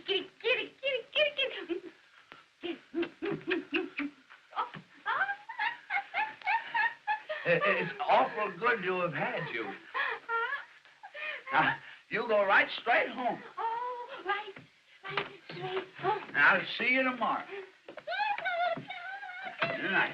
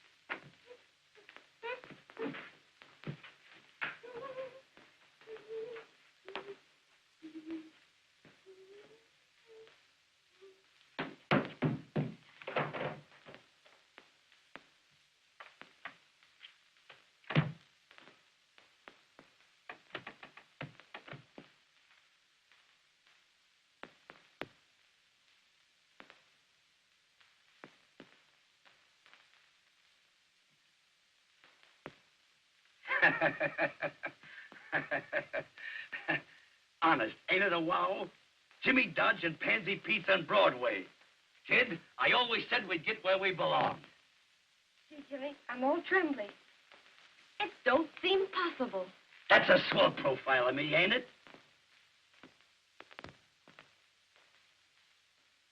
Yes, Jimmy, it is. Every inch of it. The whole thing seems like a dream. Gee, I hope nothing happens. There you go. You dames are always looking for trouble. What could happen? Is Professor Post here? No, we're waiting for him ourselves. Who are you? Well, I'm from his lawyer's office. I've got to see the professor right away. What about? Well, about a mythical inheritance of $750,000. Mythical? What's that, Pansy? Mythical is something that doesn't exist. You mean the $750,000 that the professor's got, he hasn't got? That's just what I mean. We've made a complete investigation of the professor's claims, and he hasn't got a dime. Gee, mister, you sure brought us some sweet news. And we're opening tonight. You mean you were opening tonight? Oh, Jimmy, we've got the professor in an awful fix. Since early this morning, we've been bombarded by people trying to collect for scenery, shoes, and costumes. Listen, pal, if the professor's broke, there's only one chance for everybody to get their dough. Let the show open. It's bound to click, and then we can pay off. Can't you do something? Oh, couldn't you? You know what I mean. Stall them off until after opening night. Well, there's only one chance. Get the professor out of the state immediately. Tell him to go over to Jersey for a little while. I'll do it. But remember, if he shows up at the theater tonight, somebody's going to slap an attachment on him, and your curtain never will go up. I knew it couldn't happen. It was too wonderful. Poor professor. I wonder where he is. I went by the hotel, and they said he hasn't been home all night. Good heavens. I'll bet he went for that cup of tea. Cup of tea? Jimmy, he's with that spare woman. He's been there all night. Yeah? I'll get him. Buck up, kid. I'm going to get the professor, he's going to get Jersey, and Broadway is going to get us.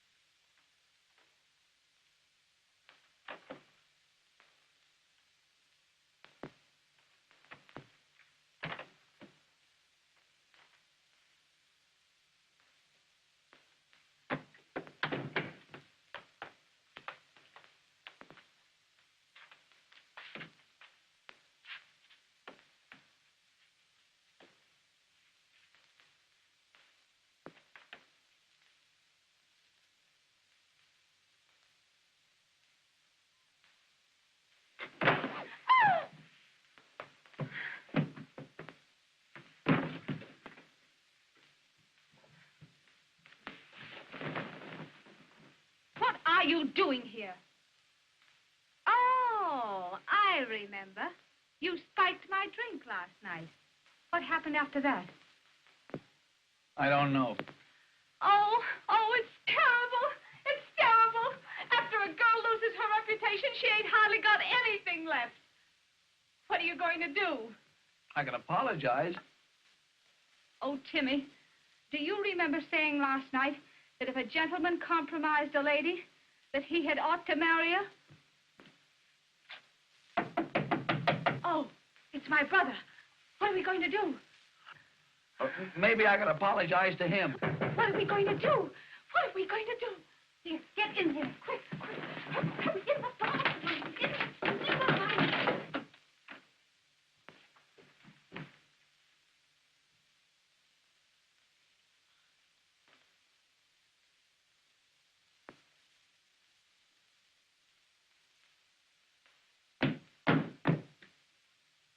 Where's that man?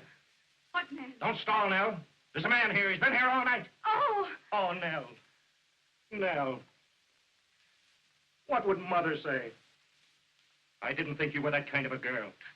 Well, I've always acted like a lady. And when a gentleman spikes your drink, well, what are you going to do?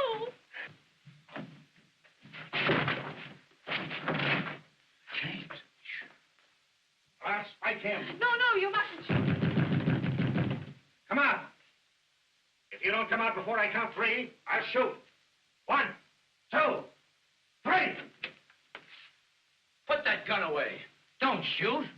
I'll marry you. Nell. Who are you? I'm a gentleman with scruples. And I'll marry you. Nell. Shut up. Say, who's making this sacrifice, you or me? And what right have you got to interfere with this girl's happiness? Honey, take all of me.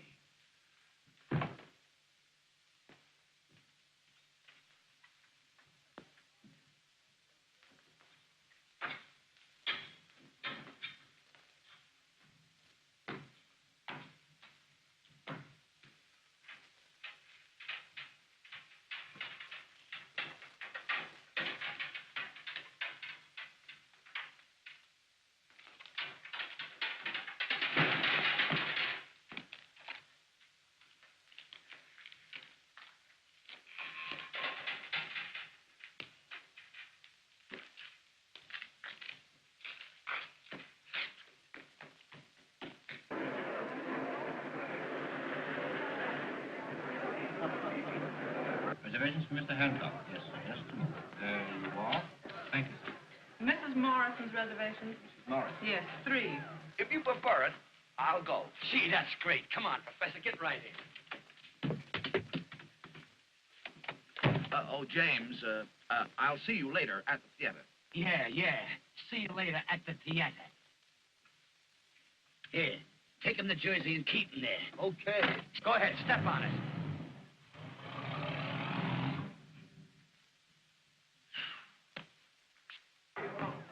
Reno, why isn't somebody here to help me? Reno, Yes, put it over there, will you? Reno, listen, where is that gadget you promised me?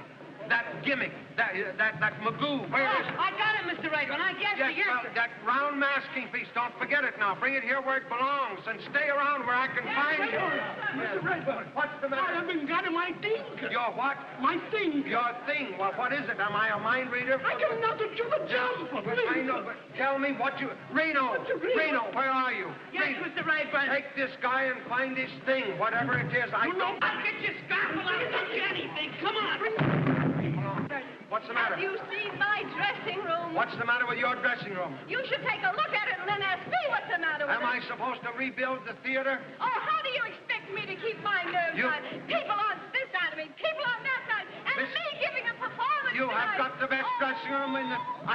Reno, where are you? Mr. Rayburn. Reno, take Mrs. Fair and give her the star room. The star room. Don't forget. Look as if you had a tough night.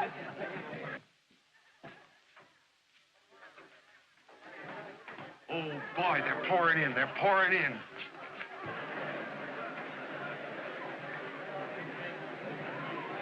Gee, it looks like a sellout. If they don't give a good, smooth performance tonight, the show might get by at that. Sure we will. Yeah. Say, who's that guy over there with the derby on, that flat-footed fellow? What's he doing in here? I knew something was going to happen, but I'll take care of him. All right. Come on, girls. Was you wanting something, mister? Yeah, where's the manager of this show? How do I know? Well, you'd better find him. Here's an attachment. Joint action. Amount $10,000. $10,000? A mad bagatelle. Why, Professor Post will pay it the minute he gets here, if you'll just sit down and wait. I ain't waiting, young fella. I've got an injunction, and I'm going to close this show. Yeah, I know, mister. But you can't serve that paper on me. You gotta serve it to the owner of the show. That's what I'm asking you. Where's the owner? I'm telling you, he'll be here. Now, here's a nice chair. Just sit down and rest your feet.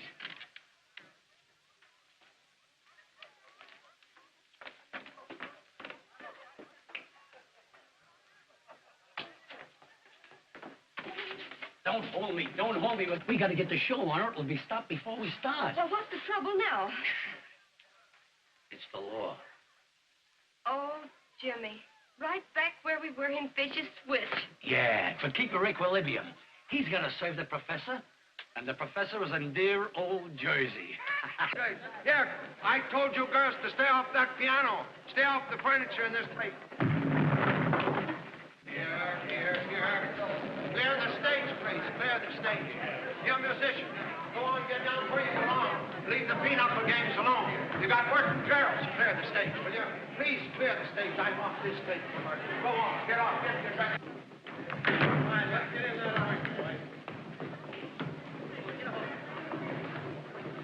Pick up your guard. All right. Reno. Yes, the right word. Why don't you show somebody where to put that thing? I want to congratulate you and wish you all the success in the Come on, will you get in there? Come on, girl. Come on, will you? Come on. Get over there where you belong, will you? Come on, now, where's that other guy? Hurry up, will you? Miss Walden! Miss Walden! You find my thing. You find my thing, please. I cannot do the jump. Rosa is not here to go in cassette. Please. Get it. Please, I don't push me, please. No, push.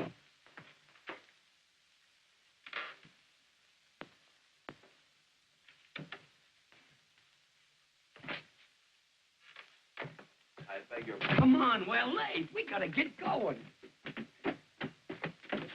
It's all over now. Why didn't you stay where you were? Oh, James, control yourself. You know, I was with an ill-informed taxi man who took me into a tunnel underneath the Hudson River. I realized immediately that he was not familiar with the geography of the city. And I said that man, I will not permit strangers backstage. I'll eject him immediately. No, Professor. Come on, will you? Get in there.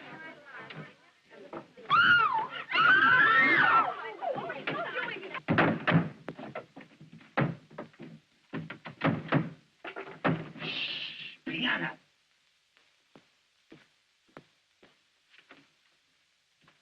Say, fella, I gotta have action. Where's this boss of yours? I told you he'd be here any minute if you'd just sit down and wait. What kind of looking guy is he? Oh, tall man, blonde, dark glasses, and he walks with a limp. On account he's got a wooden leg. Oh.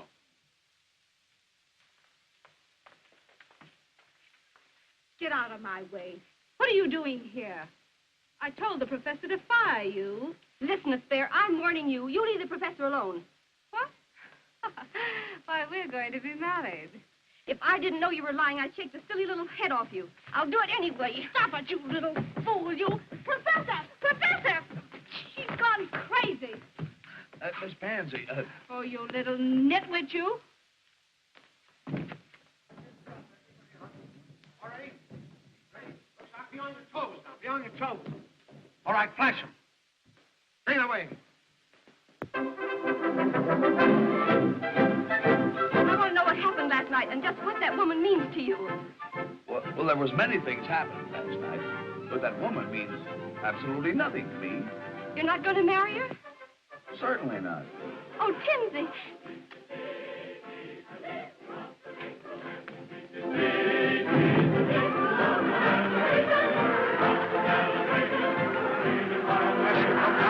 You're on the stage.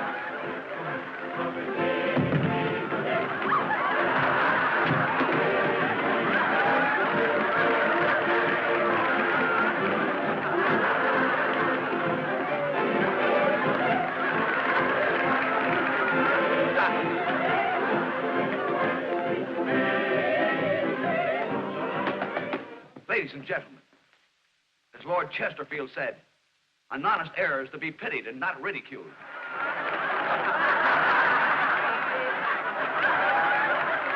Ruining the play. Ring down the curtain. Ring down. Ring down nothing. Keep away from that curtain, you. Can't you hear them laughs? Of course they're laughing. They're kidding the show. They're not kidding. They think the professor is part of the show. Oh, you're... Now, young ladies, just line up that part where we do this. Just continue.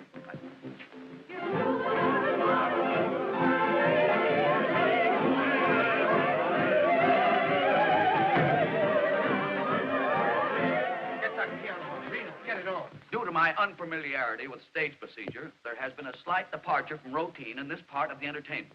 Got the drop down. The drop. With your kind indulgence, we will continue.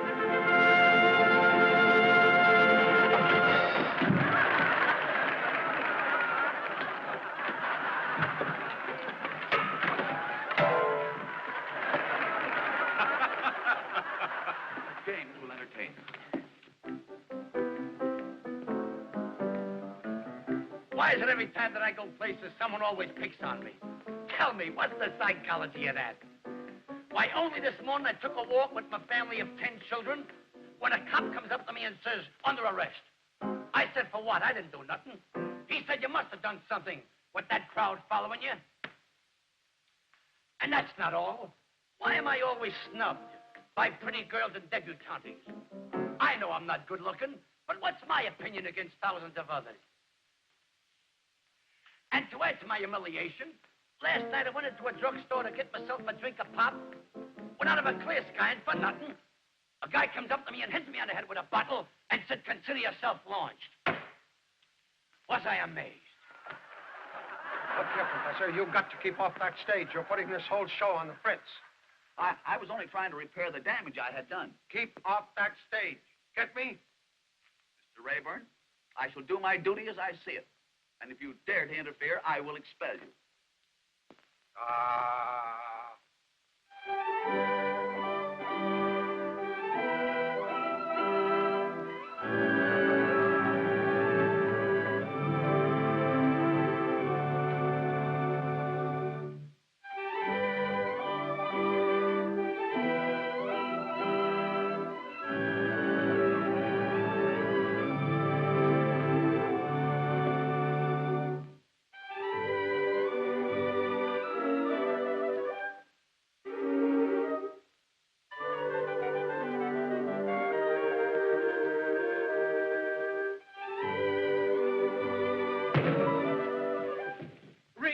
Reno. Yes, Mr. Rayburn. Don't you speak at me some bubbles. Yes, Mr. Rayburn. Hurry up. Never in 30 years in the theater. Just be calm. Hurry up with those bubbles. Come on. Oh. Boy. Yes, hurry up. Put that stick. Hurry up. Oh. Professor, I've asked you now. I'm telling you to keep off that stage.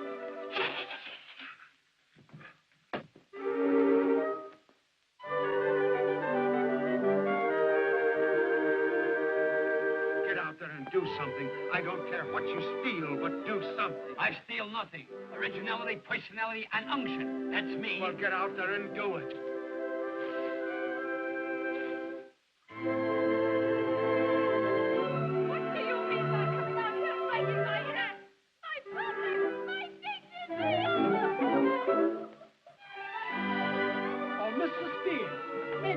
Tell me, where is my king? Give me that bottle, quick!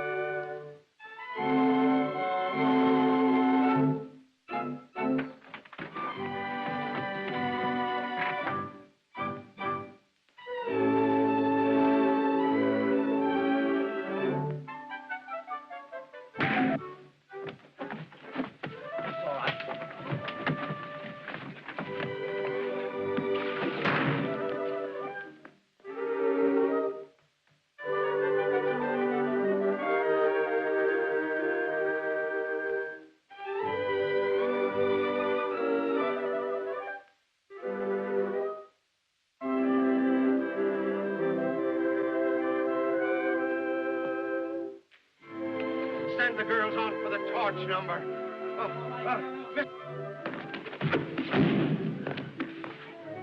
Somebody give James a bottle.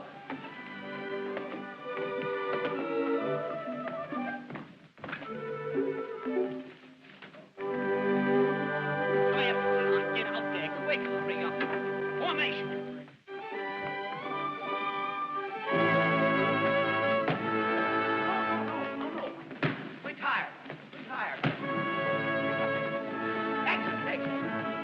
Losing my tinker? You gotta find him, I guess. Lisa, hurry up, pep time. Hurry up. Follow me.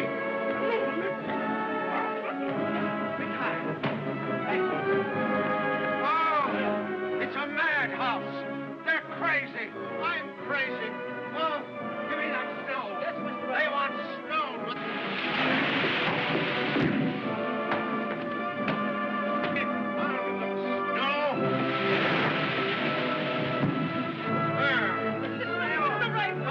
I don't care. Here, Reno, get the old man now. Get the old man.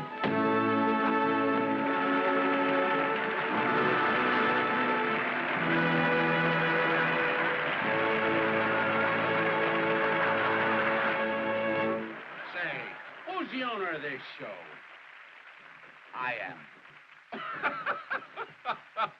Oh, boy, you're great. You got a funny comeback for everything. Say, I've caught a lot of comedians, but you wear the funniest clothes I've ever seen.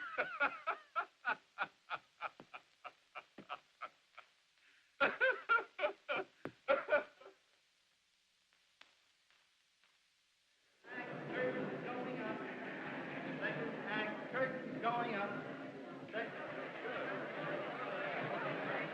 I've got to get the professor off this stage. Now, what do you suggest, Reno? What? We could put him up in a fly gallery. Huh? It's a great idea, Professor. Professor, I want to be sure that you get a good view of this bicycle race. Yeah, we want to get your reaction, Professor. Yes, I want you up in the flies. You want me up in the flies? Yes. Well, I'm already well up in domestic insects. Oh, no, no. I want you up in the fly gallery. I want you to get an uninterrupted view of everything that goes on, you see? That's very thoughtful of you. Yeah, yes, I just thought of it this minute, just this minute. That's just like Mr. Rayboyne, Professor, always giving somebody else a break. Yeah, Come right on. up there, Yeah, we Professor. go up there now. You can Right up see there. it. Right up. Reno, tie him to something. Yes, Mr. Rayboyne. Come on, Come on. Come on, where's the spare? Keep right going, Professor. Come in on that up there, Professor. Get dizzy up in those high altitudes. Here, hang on now. Come in. Here. Get right out of the... What are you doing here? Get over where you belong. Come on, sir. Get in there. Where's Jimmy? Where's the spare? Everybody get ready for this bicycle. Reno. He can't win. He can't win. I've got the bicycle fixed. Oh, Father, Father, you must win. You... A little faster, Charlie. A little faster. Yes. Father, Father, what a fight. What a fight. It's fair pay.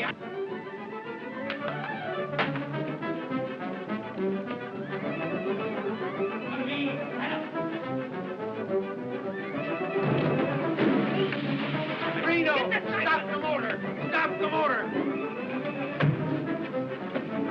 Hey, it's fair pay. Oh, he'll kill himself. He'll kill him. Reno, stop the motor. What's the matter? What's The main shaft, Mr. Rayboyne. Can't you stop it? No. Oh.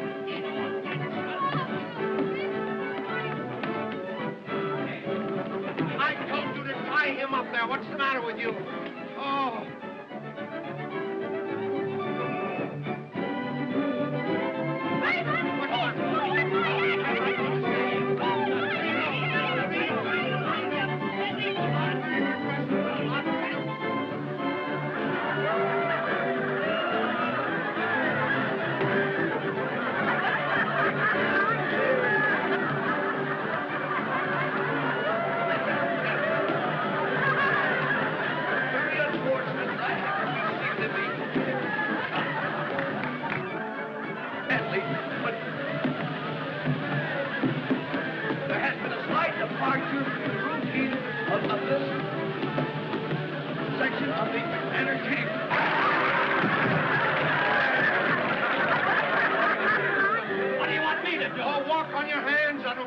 Me walking my hands? Yeah. Remember, I'm an artist. Oh, never mind. I'm an artist. Get a bite. Due to a few mishaps, there has been a slight delay in our performance. But now that we are well organized, we will continue until it's good.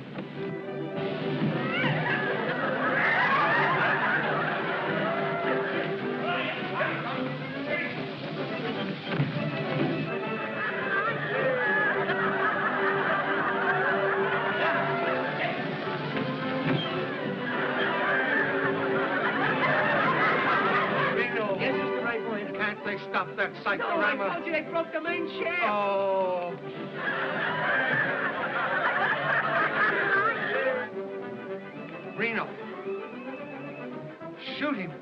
They'll think it's part of the show.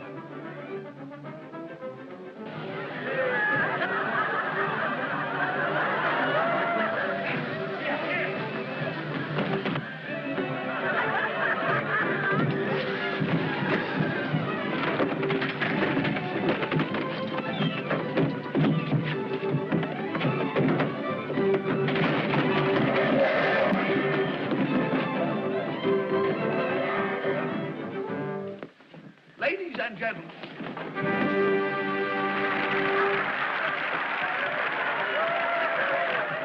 What a night. Hey, listen to them. They're still applauding. It's a smasher. Listen, Raymond, you double-crossed me. Why didn't you show me all this stuff at rehearsal? Why didn't you tell me the professor was a comedian? Where is Post? Oh, out there somewhere, out there. What did I tell you? What did I tell you? Didn't I tell you we'd knock him dead? Mr. Billingham's looking for you, Professor Post. Mr. Billingham. What do you mean? Is this Post? Yes, yeah. Why didn't you say so? I've been looking for him all night. Are you T.Z. Post? Yes. What do you mean, a tall guy? Can I help it if he shrinks from process servers? Hey, what about this injunction? $10,000 in costs. Are you going to settle it? James will take care of the matter. Here he is, Mr. Billingham. Congratulations, Professor. Congratulations. You fooled me all right, but you got a hit. But don't let it go to your head. Come on, I want to talk business. This gentleman comes first. Oh, all right. I can wait. But remember, don't sell the show till you get my figures. What about the $10,000? Oh, don't listen to that piker. 10,000. I'm talking regular money. 100,000. 100,000 for a half interest in the show. Now, what do you say? Take it. I accept. Fine. I'll have the contracts made out the first thing in the morning. Good night. What about our account? Are you going to settle it or not? Mr. Billingham, our junior partner, takes care of the small details. Hey, you! Oh. Miss Pansy. We're in. What did I tell you? Please, do something. One act, two acts. Then everything is all over. I no find my thing here. Now, wait. Let us settle this definitely. What is it you are looking for? Ma, please, my thing is... All right, boy, what is this? It ain't on the prop list.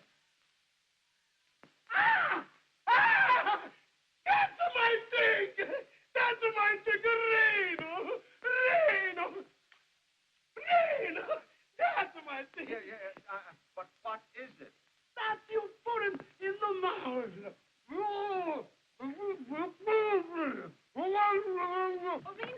Reno, where's the professor? I don't know. Maybe he beat it. All right, take it away, will you?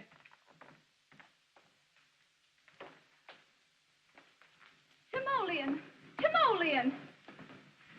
We've got an engagement, and you're going to have to do plenty of explaining. I am fully aware of the fact that the events of the past few minutes have not been of a strictly conventional order. Therefore, I feel it necessary to clarify a situation which otherwise might be filled with doubt. This I will do through the medium of a much quoted but pungent phrase, nuts to you.